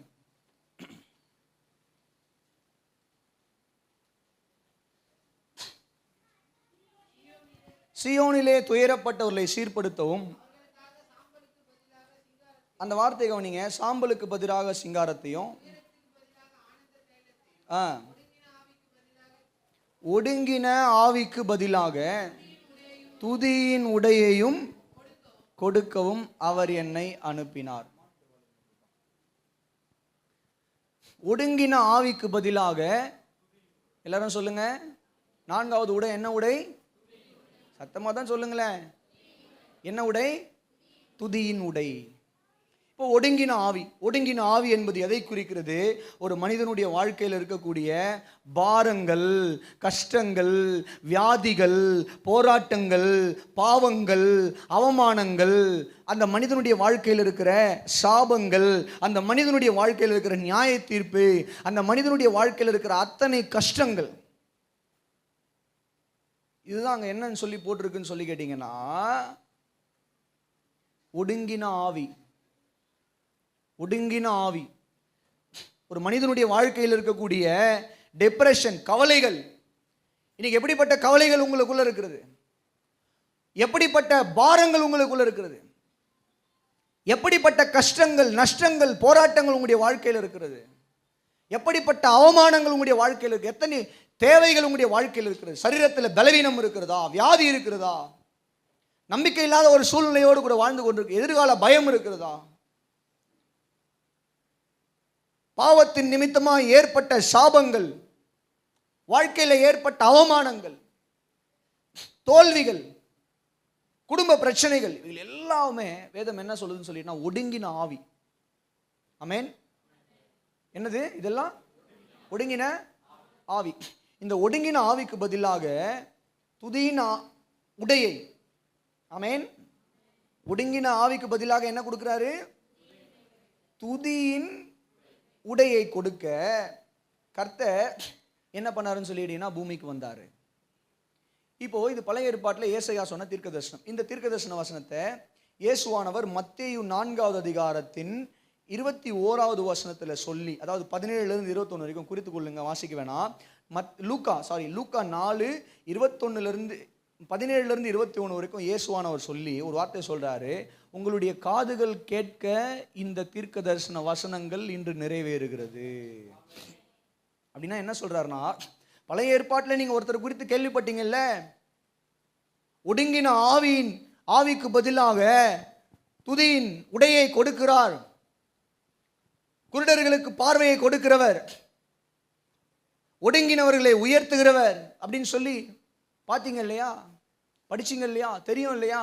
ஒரு வேற யாரும் இல்லை, நான் தான் என்று அவர் அந்த புத்தக சுருளை வாசித்து, தான் தான் இந்த தீர்க்க தரிசனத்தின் வெளிப்பாடு, தான் தான் இந்த தீர்க்க தரிசனம் நிறைவேறுதல் என்பதை அவர் சொல்லி அவர் உட்கார்றார். ஒரு அல்லேலூயா சொல்லுங்களேன்.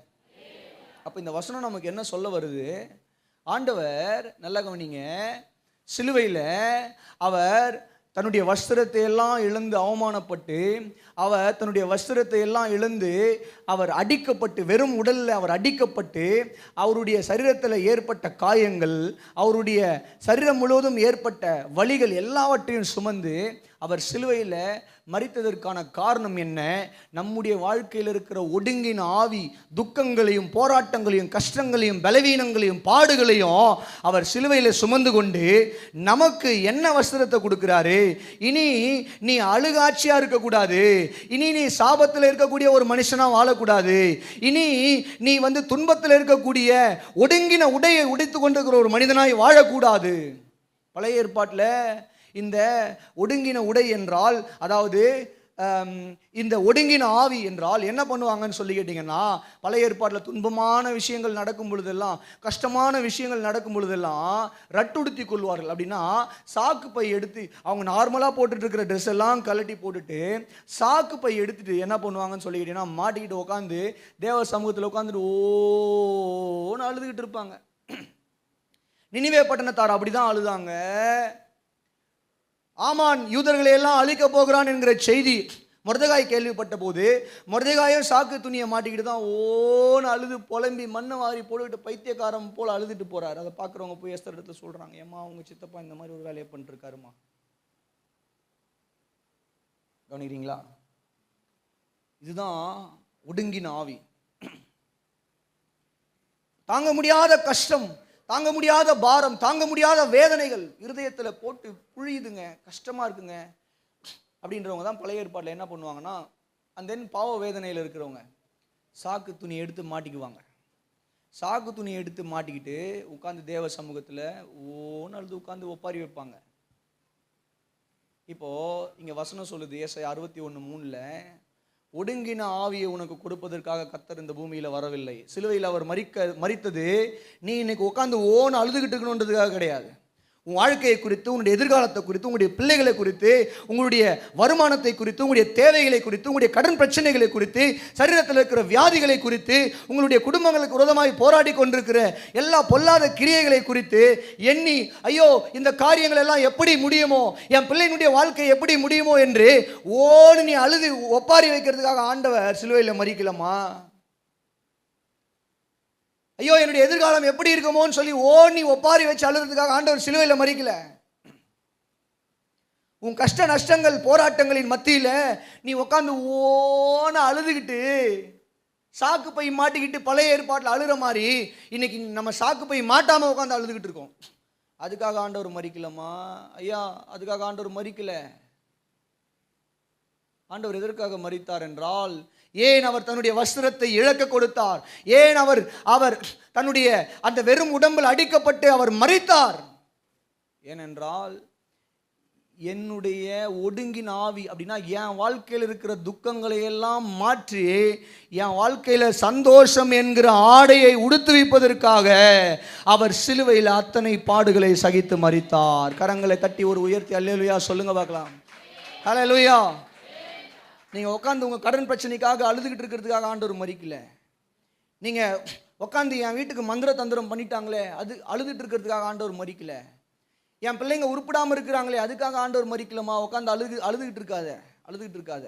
நான் சொல்கிறேன், சிலுவையில் இயேசுவானவர் மரித்தது உங்களுக்கு மகிழ்ச்சி என்னும், சந்தோஷம் என்னும், துதி என்னும் உடையை உடுத்து வைப்பதற்காக. அப்படின்னா உங்களுடைய துக்கத்தை எல்லாம் சந்தோஷமாய் மாற்றி கர்த்தர் உங்களுடைய வாயிலிருந்து புது பாடல்களையும் துதியும் வரச் செய்கிற அளவுக்கு உங்களுடைய வாழ்க்கையை மாற்றுவார். அதற்காக தான் சிலுவையில் மரித்தார் அவர். நீ இந்த பூமியில் ஒடுங்கின ஆவி உடையவனாய் உட்கார்ந்து கொண்டு அழுந்து மூளையில் உட்கார்ந்து கொண்டு உன்னுடைய கேள்விக்குறியோடு வாழுவதற்காக ஆண்டவர் மரிக்கல. உன்னுடைய வாழ்க்கையை கேள்விக்குறியாக்குவதற்காக அல்ல, உன்னுடைய வாழ்க்கையை ஆச்சரியக்குறியாக்குவதற்காக இயேசுவானவர் சிலுவையில் மரித்தார். அல்லேலூயா. அவருடைய வஸ்திரம் அது பிடுங்கப்பட்டது. அவருடைய வஸ்திரத்தை அவர் இழந்தார். ஏன்னா எனக்கு சந்தோஷம் என்கிற மகிழ்ச்சி என்னும் வஸ்திரத்தை கொடுத்து என்னுடைய வாயில புதுப்பாட்டை கொடுத்து அவர் துதியின் வஸ்திரத்தை எனக்கு உடுத்துவதற்காக. அல்லேலூயா சொல்லுங்க. மொர்தெகாயினுடைய அந்த துக்கமான வஸ்திரங்களை எல்லாம் மாற்றி கர்த்தர் துதியின் வஸ்திரத்தை கொடுத்தாரு. காரியம் மாறுதலாய் முடிந்தது. மொர்தெகாயினுடைய காரியம் மாறுதலாய் நினிவே பட்டணத்தார் உட்கார்ந்து சாக்கு பை போட்டுட்டு ஓன் அழுது ஜெபிக்கிறாங்க ஆண்டவரை நோக்கி. கர்த்தர் நினிவேயின் பட்டணத்தின் காரியத்தையும் மாறுதலாய் முடிய செய்தார். இந்த மாலை வேளையில் நான் சொல்கிறேன், நகோமியினுடைய வாழ்க்கையில் இருக்கக்கூடிய ஒடுங்கின ஆவியை மாற்றினார். எல்லா கணவனை இழந்தாங்க, 2 பிள்ளைகளை இழந்தாங்க, விதவையாக வராங்க. மோவாப்பிலிருந்து பெத்லகேமுக்கு வரும் பொழுது எதிர்காலம் என்னன்னு தெரியாது. யார் கை கொடுக்க போறா? ரூத்தினுடைய வாழ்க்கை என்னவாக போகுது? இவங்களுடைய குடும்பத்தினுடைய நிலங்கள் என்னவாக போகுது? இவங்களுடைய குடும்பம் எப்படி கட்டி எழுப்ப போகுது? ஆண் பிள்ளைகள் இல்லாமையே இந்த குடும்பம் அப்படியே போக போகிறதா? ஒரு பயத்தோடவே வந்தாங்க.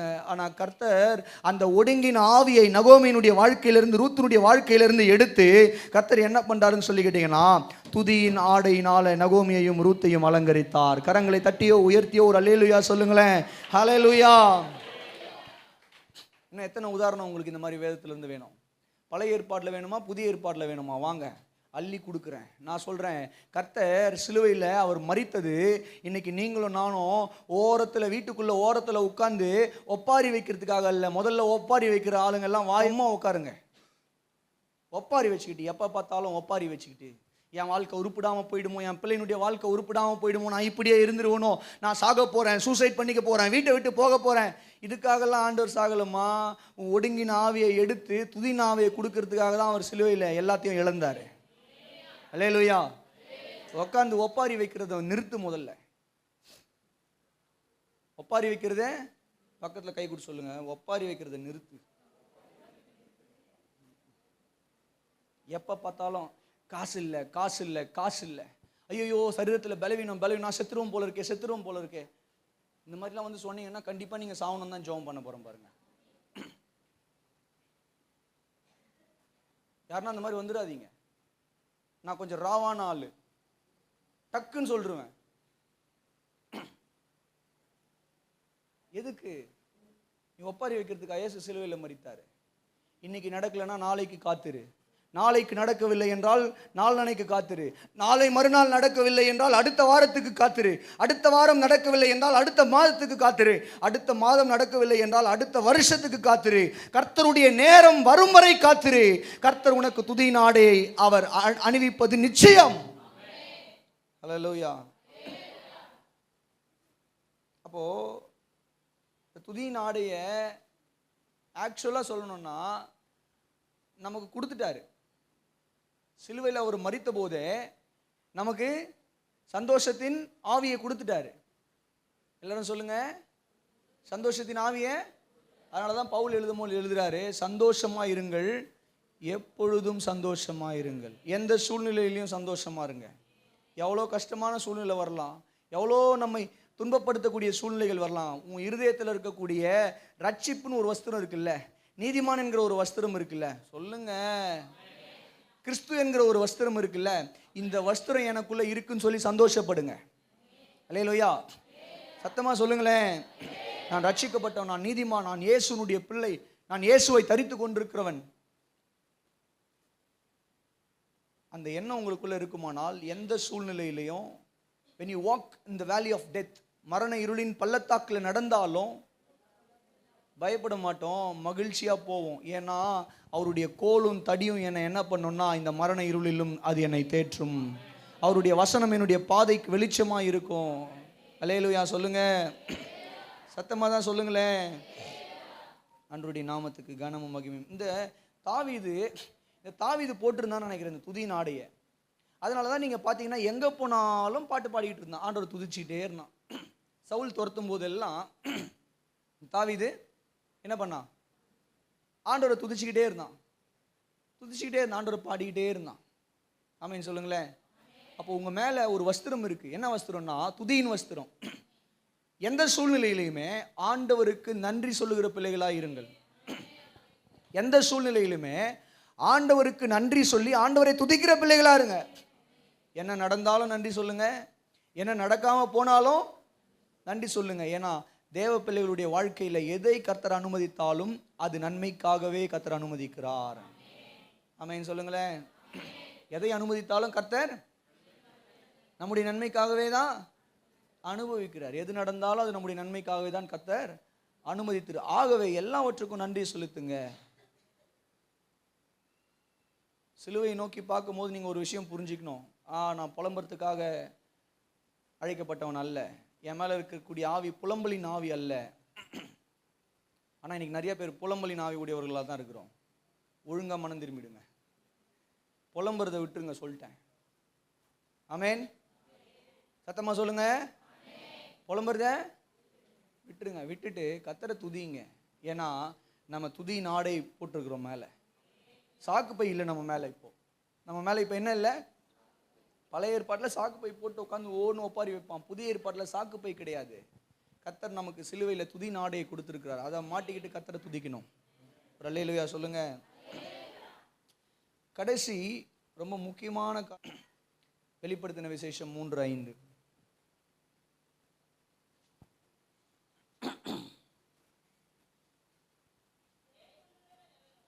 ஜெயம் கொள்ளுகிறவன் எவனோ அவனுக்கு வெண்வஸ்திரம் தருவிக்கப்படும். போதும் சிஸ்டர்.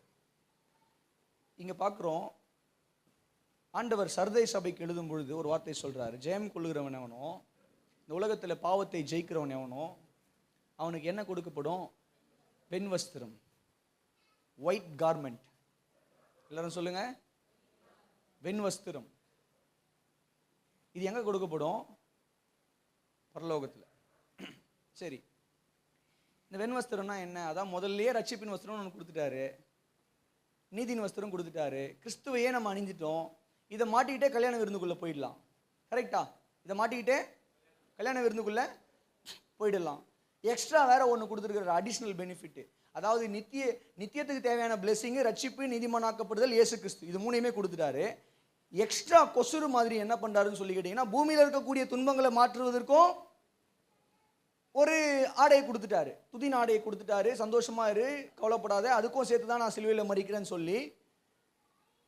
காய்கறி வாங்கினா எப்படி கொத்தமல்லி கருவேப்பிலை இதெல்லாம் எக்ஸ்ட்ரா போடுறாங்களோ அந்த மாதிரி என்ன பண்ணுறாருன்னா சேர்த்தே கொடுக்கு, எக்ஸ்ட்ராவான்றதை விட சேர்த்தே கொடுக்குறா. இதையும் வச்சுக்கோ, பூமியிலையும் நீ என்ன பண்ணு, உன்னை நான் என்ன பண்ணுறேன், பிளெஸ் பண்ணுறேன், வச்சுக்கோ. சேர்த்து கொடுத்துட்டாரு. எல்லாம் முடிஞ்சு போச்சே, 4 வஸ்திரத்துல எல்லாம் கவர் ஆகிடுச்சு. இதுக்கப்புறம் நான் போய் ராஜா முன்னாடி நின்றா ராஜா வாப்பா உள்ளே போகலாம் போ அப்படின்னு சொல்லணும்ல. திரும்ப என்ன வெண் வஸ்திரம்? இதே கேள்வி தான் எனக்கும். இந்த கேள்வியை நம்ம புரிஞ்சுக்கணும்னா, இந்த வெண் வஸ்திரம்னா என்னன்னு புரிஞ்சுக்கணும்னா, ஒரு விஷயத்தை நம்ம கொஞ்சம் கூர்ந்து அப்சர்வ் பண்ணணும். என்னன்னா, நிறைய நேரத்தில் நம்ம ஒரு கேள்வி கேட்குறோம், நான் ஏன் இந்த பூமியில் உண்மையாக வாழணும்? நான் ஏன் இந்த பூமியில் உண்மையாக வாழணும்? என் கூட வேலை செய்கிறவன்லாம் ஏமாத்துறான், லட்சமாக சம்பாதிச்சு இன்னைக்கு 3 கோடி 4 கோடி சேர்த்து வச்சுட்டான். நான் உண்மையாக இருக்கிறேன், இன்னமும் 20,000 சம்பளத்துக்கும் 18,000 சம்பளத்துக்கும் 15,000 சம்பளத்துக்கும் நான் ஏன் பொய் சொல்லாமல் வாழணும்? நான் ஏன் மற்றவங்களை ஏமாத்தாமல் வாழணும்? நான் ஏன் அநியாயம் செய்யாமல் வாழணும்? அநியாயம் செய்கிறவன்லாம் இருக்கிறான், இவன் பாரு அநியாயம் செய்கிறான், கிறிஸ்தவன் தான் ஆகணும். மறுபடியும் அங்கே தான் வருது பாருங்க, கிறிஸ்தவன் தான் ஆகணும், அநியாயம் செய்கிறான், எல்லாம் ஏமாத்துறான், நல்லா கட்டுக்கட்டாக பணம் சம்பாதிக்கிறான், சேர்த்து வச்சுட்டான், 10 தலைமுறைக்கு சொத்து சேர்த்து வச்சுருக்கான். நான் பொய் சொல்லலை, உத்தமனாக இருக்கேன், நியாயமாக நடந்துக்கிறேன், நீதிமானாக இருக்கேன், பரிசுத்தமானாக இருக்கிறேன், இயேசுவை வெளிப்படுத்துகிறேன். ஆனால் நான் இன்னும் 12,000 சம்பளம், 15,000 சம்பளம், 20,000 சம்பளம், 25,000 சம்பளத்தில் தான் உட்காந்துட்டு இருக்கேன். நான் இன்னும் என் வாழ்க்கையில் அடுத்த நன்மைகள் எப்போ நடக்குமோன்னு சொல்லி போராடி கொண்டிருக்கிறேன். பொண்ணு கிடைக்காம போராடுறேன், பையன் கிடைக்காம போராடுறேன், ஒரு நல்ல வேலை கிடைக்காம போராடுறேன், ஏதாவது ஒரு வண்டியை வாங்கலாம்னு சொல்லி பார்த்தா போதுமான அளவுக்கு பணம் இல்லாமல் போராடி கொண்டிருக்கிறான். ஆனால் இவங்க எல்லாம் பாரு, எல்லா அநியாயமும் பண்ணுறான், இவன் எல்லாம் நல்லா வளர்ந்துருக்கிறான். நான் உத்தமனாக இருந்து எனக்கு என்ன பிரயோஜனம்? நான் நல்லவனாக இருந்து எனக்கு என்ன பிரயோஜனம்? என் வாழ்க்கையில் இன்னும் சில விஷயங்கள் எல்லாம் இப்படி இருக்கு, நான் நல்லவனாக இருந்து என்ன பிரயோஜனம்? ஒரு கட்டத்தில் எல்லாருமே கேட்கக்கூடிய கேள்விங்க. நானே ஓப்பனாக சொல்கிறேன், நானே கேட்டிருக்கேன் அந்த கேள்வியை. ஆண்டவர்கிட்ட, ஆண்டவர் சமூகத்தில் உட்காந்து நானே ஆண்டவர்கிட்ட கேட்டிருக்கேன், நான் உண்மையாக ஊழியம் பண்ணி என்ன பிரயோஜனம்? எந்த விசுவாசியும் ஏமாத்துறது இல்லை, யாரையும் ஏமாற்றி தசமபாகம் கொடுங்க, காணிக்க கொடுங்கன்னு சொல்லி நயவஞ்சகமாய் பேசி யாரிடத்துலையும் பிடுங்கிறது கிடையாது, அல்லது எந்த மனிதர்களையும் எங்களுடைய சுய லாபத்துக்காக நாங்கள் பயன்படுத்தி கொள்வதில்லை. ஆனால் சில ஊழியங்களை எல்லாம் பார்க்குறோம், சில காரியங்களை எல்லாம் பார்க்குறோம், நயவஞ்சகமாய் பேசி என்னென்ன காரியங்களோ அவங்க பேசுறதெல்லாம் பார்க்கும்போதே நமக்கே கையில் காலில் கழுத்தில் காதில் எல்லாத்தையும் கழட்டி கொடுத்துடலாம் போல இருக்கு, அந்த அளவுக்கு பேசுகிறாங்க. ஆண்டவரே, ஒருவேளை அந்த மாதிரி நான் பேசல, நான் தப்பு பண்ணுறனோ, எனக்கு அந்த கிருபை இல்லையோ, நான் சில நேரத்தில் எல்லாமே போல்டா ராவா பேசிடுறேனே, நான் ஏன் இப்படி இருக்கணும்? நான் ஏன் சத்தியத்தை சத்தியமா பேசணும்? சத்தியத்தை சத்தியமா போதிக்கிறதுனால எனக்கு என்ன பலன்? சத்தியத்தை சத்தியமா போதிக்கிறதுனால பெரிய ஆப்பர்ச்சுனிட்டிஸ்லாம் வெளியே கிடைக்காதுங்க. யாரை பிரசங்கம் பண்ற கூப்பிடுவாங்க? இப்போ என்ன மாதிரி ஆட்களை எல்லாம் எந்த சபை கூப்பிடுன்னு சொல்லிக்கிட்டீங்கன்னா, எந்த சபை பக்தி வைராக்கியத்துக்கும் கர்த்தருடைய வசனத்துக்கும் முக்கியத்துவம் கொடுக்குதோ அவங்க மட்டும்தான் என்னை பயன்படுத்துவாங்க. ஒரு பெரிய கூட்டம் வரணும், இல்லை சில காரியங்கள் எல்லாம் அவங்க நினைக்கிற காரியங்களை ஆதாயப்படுத்தணும் அப்படின்றவங்க என்னை கூப்பிட மாட்டாங்க. ஏன்னா நான் போனால் அங்கே போய் அப்படியே நயவஞ்சகமாலாம் பேச மாட்டேன். எனக்கு தெரிஞ்சதெல்லாம் வேர்டு, பைபிள் மட்டும்தான். இத்தனை வருஷமாக இந்த சர்ச்சில் நீங்கள் இருக்கிறீங்க, பைபிளை தவிர நான் தேவையில்லாத கதையெல்லாம் பேசவே மாட்டேன். ஆமென், அல்லேலூயா. எனக்கு பூனை ஓடிச்சான், எலி ஓடிச்சான், காக்கா பறந்துதான், இந்த மாதிரிலாம் பேச தெரியாது. நடுவில் வேணா சாட்சிகளுக்காக எங்களுடைய அனுபவங்களை சொல்லுவோம், புரிய வைப்பதற்காக சில வசனங்களை, கதெல்லாம் அடிக்க தெரியாது நமக்கு. நானே ஜெபம் பண்ணியிருக்கேன் ஆண்டவர்கிட்ட உட்காந்து, எதுக்கு ஆண்டவரே, விடிய காலில் உட்காந்து வேதனையோடு ஜெபம் பண்ணியிருக்கேன் சில நேரத்தில் எல்லாம். ஆண்டவரே, எதுக்கு நான் உண்மையாக இருக்கணும்? எதுக்கு உண்மையாக ஊழியம் பண்ணணும்? வசனம் வசனம், நான் ஏன் ஓடணும்? வசனம் வசனம் வசனம்னு சொல்லி இத்தனை வருஷங்களாக நான் ஓடிக்கொண்டிருக்கிறேனே. சும்மா சாதாரணமாக கண்ணு மூடிக்கிட்டு யார் மேலேயாச்சும் கையை வச்சு ஒரு 4 பொய், புரியலையா உங்களுக்கு? புரியுதா இல்லையா? கண்ணு மூடிக்கிட்டு யார் தலையிலையாவது கையை வச்சு ஒரு 4 பொய் அடிச்சு விட்டா போதும்.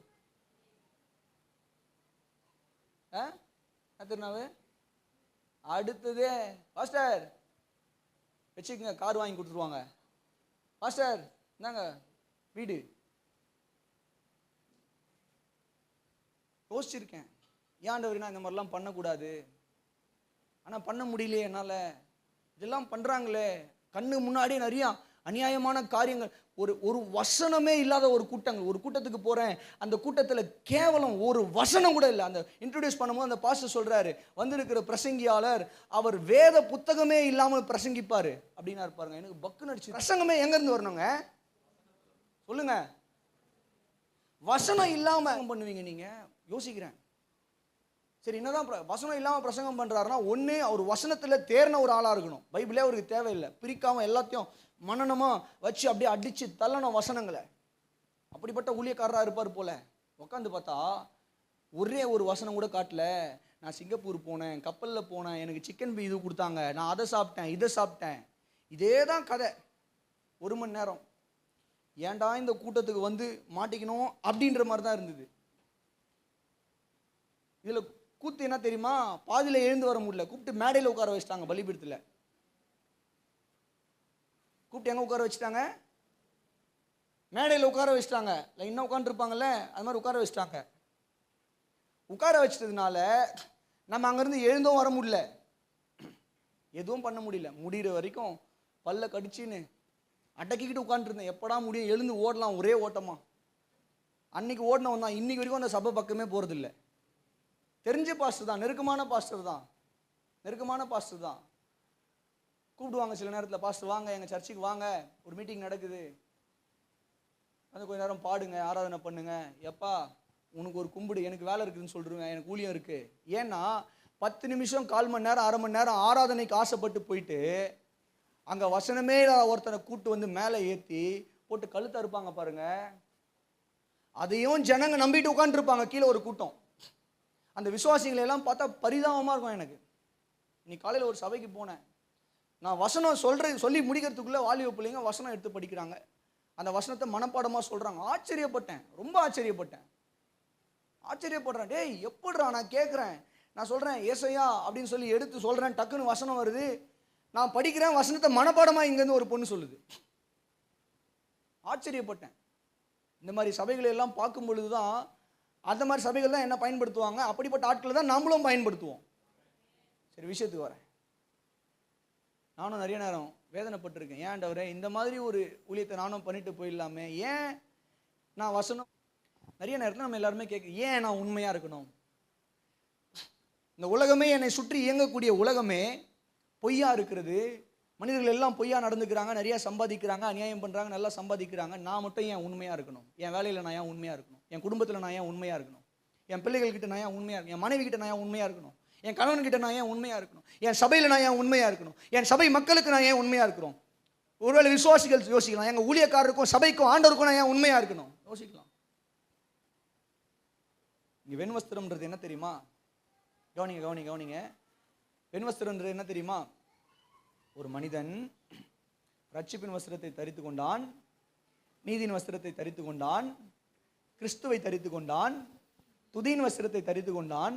இப்போ இது எல்லாத்தையும் தரித்து கொண்டு போய் தேவ சமூகத்தில் நிற்கும் பொழுது இப்போ என்ன பண்ணுறாருன்னு சொல்லி கேட்டிங்கன்னா, தேவன் இந்த பூமியில் நீ உண்மையிலேயே ரட்சிப்புக்கு உகந்த ஒரு வாழ்க்கையை வாழ்ந்த, இந்த பூமியில் உண்மையிலேயே நீ நீதிமானான ஒரு வாழ்க்கையை வாழ்ந்த, இந்த பூமியில் நீ உண்மையிலேயே கிறிஸ்துவை வெளிப்படுத்துகிற ஒரு வாழ்க்கையை வாழ்ந்தாய், இந்த பூமியில் உண்மையிலேயே நீ தேவனுக்கு நன்றி உள்ள ஒரு வாழ்க்கையை வாழ்ந்த எல்லா சூழ்நிலையிலுமே, அதை நான் என்ன பண்ணுறேன்னா, பரலோகத்தில் எல்லாரும் முன்னாடியும் நான் உன்னை கனம் பண்ணுகிறேன் என்று அந்த மனிதனை அப்ரூவ் பண்ணக்கூடிய, அந்த மனிதனை அங்கீகரித்து கொடுக்கக்கூடிய வஸ்திரம் தான் வெண்வஸ்திரம். கரங்களை தட்டி ஒரு அல்லேலூயா சொல்லுங்க. அல்லேலூயா. நான் ஏன் உண்மையா இருக்கணும்? நான் ஏன் பரிசுத்தமா இருக்கணும்? நான் ஏன் பொய் சொல்லக்கூடாது? நான் ஏன் ஏமாற்றக்கூடாது? நான் ஏன் பொய் சொல்லி சம்பாதிக்க கூடாது? நான் ஏன் அநியாயம் பண்ணி சம்பாதிக்க கூடாது? இவைகளை எல்லாம் செய்வேனே ஆனால் என்னுடைய ரட்சிப்பு உண்மை அல்ல. நான் போட்டிருக்கிற நீதிமான் என்கிற வேஷம் உண்மை அல்ல, அது வேஷம். நான் போட்டிருக்கிற கிறிஸ்துவை வெளிப்படுத்துகிறேன் என்று சொல்வது உண்மை அல்ல, அது வேஷம். எல்லாம் பரலோகத்தில் போகும்போது ஆண்டவர் சொல்லுவார், உன் ரட்சிப்பு வேஷம், கலைச்சிரு. உன் நீதியின் சால்வை வேஷம், கலைச்சிரு. உன் மேலே இருக்கிற கிறிஸ்து என்கிற சால்வை வேஷம், கலைச்சிரு. உன் மேலே இருக்கிற துதியின் ஆடை என்பது வேஷம், கலைச்சிரு. வெளியே போ. கல்யாண விருந்துக்கு வந்தவனை அப்படி தான் வெளியே துரத்துனாரு ராஜா.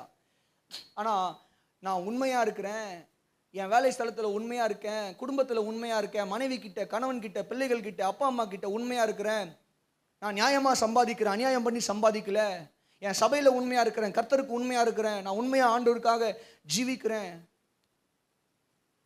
என்று இந்த பூமியில் வாழும் பொழுது நான் உண்மையாகவே ரட்சிக்கப்பட்டிருக்கிறேன், நான் உண்மையாகவே நீதிமானாக்கப்பட்டிருக்கிறேன், நான் உண்மையாகவே கிறிஸ்துவை வெளிப்படுத்தினேன். தேவ சமூகத்தில் போய் நிற்கும் பொழுது கர்த்தர் சொல்றாரு, நீ உண்மையிலே ரட்சிக்கப்பட்ட ஒரு மனிதன். You are a true man of God. உண்மையும் முத்தமும் உள்ள ஊழியக்காரனே, எஜமானுடைய சந்தோஷத்துக்குள்ள பிரவேசி அப்படின்னு சொல்லி என்ன பண்றாருன்னு சொல்லி கேட்டீங்கன்னா, வெண் வஸ்திரத்தை கொடுக்கிறார். அல்லேலூயா சொல்லுங்களேன். நம்ம இங்க உண்மையா இருக்கிறதுனால இங்க நமக்கு பெரிய ரெக்காக்னேஷன் கிடைக்காம போகலாம். நம்ம உண்மையா இருக்கிறதுனால நமக்கு இந்த பூமியில கிடைக்கிற பேர் என்ன தெரியுமா? ஏமாளி, கோமாளி, வாய் இல்லாத ஜீவன், பூச்சி. கரெக்டா இல்லையா? சொல்லுங்க. ஏமாளி, அது ஒரு ஏமாளி, அதுக்கு ஒன்றும் தெரியாது. இது ஒரு கோமாளி, இதுக்கு ஒன்றும் தெரியாது. அது ஒரு பூச்சி, வாய் இல்லாத பூச்சி, அப்படிதான் இருக்கும். பழைக்க தெரியாத ஆளு. கரெக்டா? சொல்லுங்க. நாங்கெல்லாம் பழைக்க தெரியாத பாஸ்டரு, அந்த மாதிரி தான். அப்படிதான் சொல்லும் உலகம். பழைக்க தெரியாத பாஸ்டரு, பழைக்க தெரியாத ஆளுங்க இவங்க எல்லாம், பேச தெரியாத ஆளுங்க, பூச்சிங்க இதுங்கெல்லாம் அப்படின்னு சொல்லி. ஆனால் மேலே போகும் பொழுது, பரலோக ராஜ்யத்துக்குள்ளே போகும் பொழுது, இங்கே நான் உண்மையாக இருந்ததுக்கு கர்த்தர் எனக்கு அங்கே கொடுக்குற அங்கீகாரம் தான் வெண்வஸ்திரம். அல்லேலூயா. இங்கே உனக்கு மனுஷங்க அங்கீகாரம் கொடுக்க மாட்டாங்கம்மா, உன் உண்மைக்கு இங்கே அங்கீகாரம் கிடைக்காது, ஆனால் அங்கே கிடைக்கும். அல்லேலூயா சொல்லுங்க. நீங்கள் உண்மையாக வேலை செஞ்சதை உங்களுடைய எஜமானன், உங்களுடைய ஓனர், மேனேஜர், சூப்பர்வைசர் பார்க்காம இருக்கலாம். நீங்கள் உண்மையாக சபைக்கு வந்து காரியங்களை செய்ததை ஒருவேளை சக விசுவாசிகளோ இல்லை நாங்களோ கூட ஒரு சில நேரங்களில் பார்க்காம இருக்கலாம். உண்மையாக நீங்கள் நிறைய காரியங்களில் சபைக்கு ஆண்டவருக்காக செய்வீங்க. சில நேரத்தில் யோசிப்பீங்க, ஐயோ பாஸ்டர் ஒரு வார்த்தை கூட சொல்லலையே, பாஸ்டருக்கே 1000 டென்ஷன், தலைவலியில் சுற்றின்னு இருக்கிறாரு பாஸ்டரு. ஒரு வார்த்தை ஒரு வேதனை இருக்கலாம். ஆனால் பாஸ்டர் சொல்கிறாரோ இல்லையோ, கர்த்தர் சொல்லுவார், உனக்கு வெண்வஸ்திரம் கொடுப்பாரு. உங்கள் கணவனுக்கு உண்மையாக நீங்கள் சமையல் செஞ்சு கொடுக்கலாம். கணவன் அதை ரெக்காக்னைஸ் பண்ணாமல் போகலாம். தின்னுட்டு போய் சைலண்ட்டாக உட்காந்து குரட்டை விட்டு தூங்கிடலாம். இந்த மனுஷனுக்கு நான் எவ்வளோ இது எழுந்து கஷ்டப்பட்டு இருதயத்தின் ஆழத்துலேருந்து ஒரு உணவு செஞ்சு கொடுத்தா போய் உட்காந்து தின்னுட்டு குரட்டை விட்டு தூங்கிக்கிட்டு இருக்கிறாரு. இல்லை. ஆமென். எல்லாவற்றுக்குமே இந்த பூமியில் நம்ம உண்மையாக நடந்து கொள்கிற எல்லாவற்றுக்குமே கர்த்தர் நமக்கு கொடுக்கிற பலன்தான் வெண்வஸ்திரம். அல்லேலூயா சொல்லுங்களேன். எத்தனை பேருக்கு இந்த வெண்வஸ்திரம் வேணும்? இதை கொடுக்கறதுக்காக தான் அவர் சிலுவையில் தன்னுடைய வஸ்திரத்தை இழந்தார். அவர் சிலுவையில் அடிக்கப்பட்டார், ஜீவனை விட்டார். கரங்களை உயர்த்தி ஒரு அல்லேலூயா சொல்லுவோமா? எழுந்துக்கலாமா? எல்லாரும் ஜெபம் பண்ணி முடிச்சிடலாம். எத்தனை பேருக்கு இந்த வார்த்தைகள் பிரயோஜனமா இருந்து ஒரு அல்லேலூயா சொல்லுவீங்களா? Thank you Jesus. Hallelujah.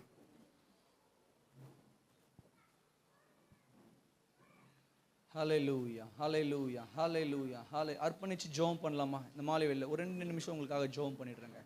இந்த மாலை வேளையில் உங்களுக்கு ஒரு விடுதலை கிடைக்கணும்.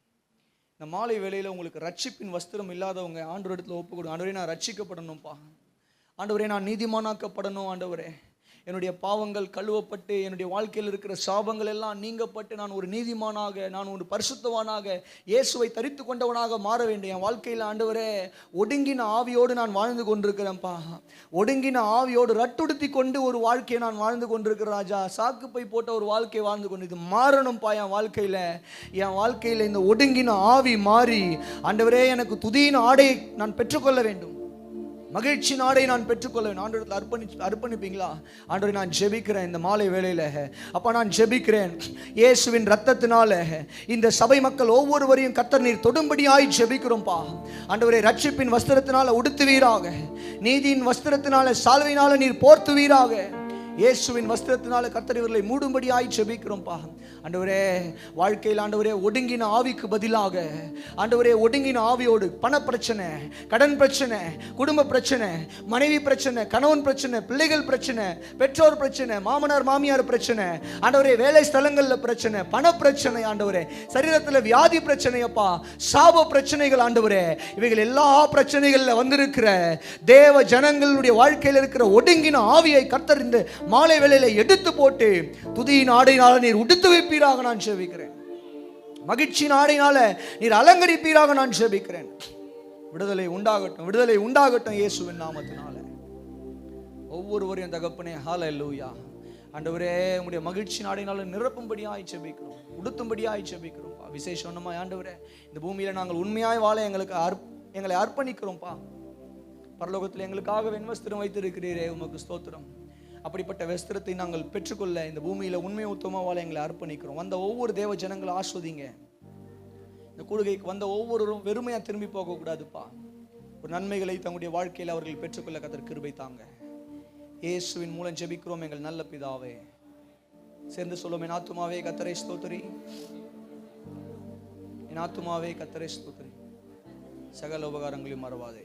நம்முடைய பிதாவாகிய தேவனுடைய அன்பும் குமாரனாகிய இயேசு கிறிஸ்துவினுடைய கிருபையும் பரிசுத்த ஆவியானவருடைய ஐக்கியமும் இன்றும் என்றுமே சதா காலங்களோடும் உங்களோடும் எங்களோடும் சகல பரிசுத்தவான்களோடும் இருப்பதாக. கரங்களை உயர்த்தி 3 தடவை அல்லேலூயா என்று ஆர்ப்பரிக்கலாமா? ஹல்லேலூயா, ஹல்லேலூயா, ஹல்லேலூயா.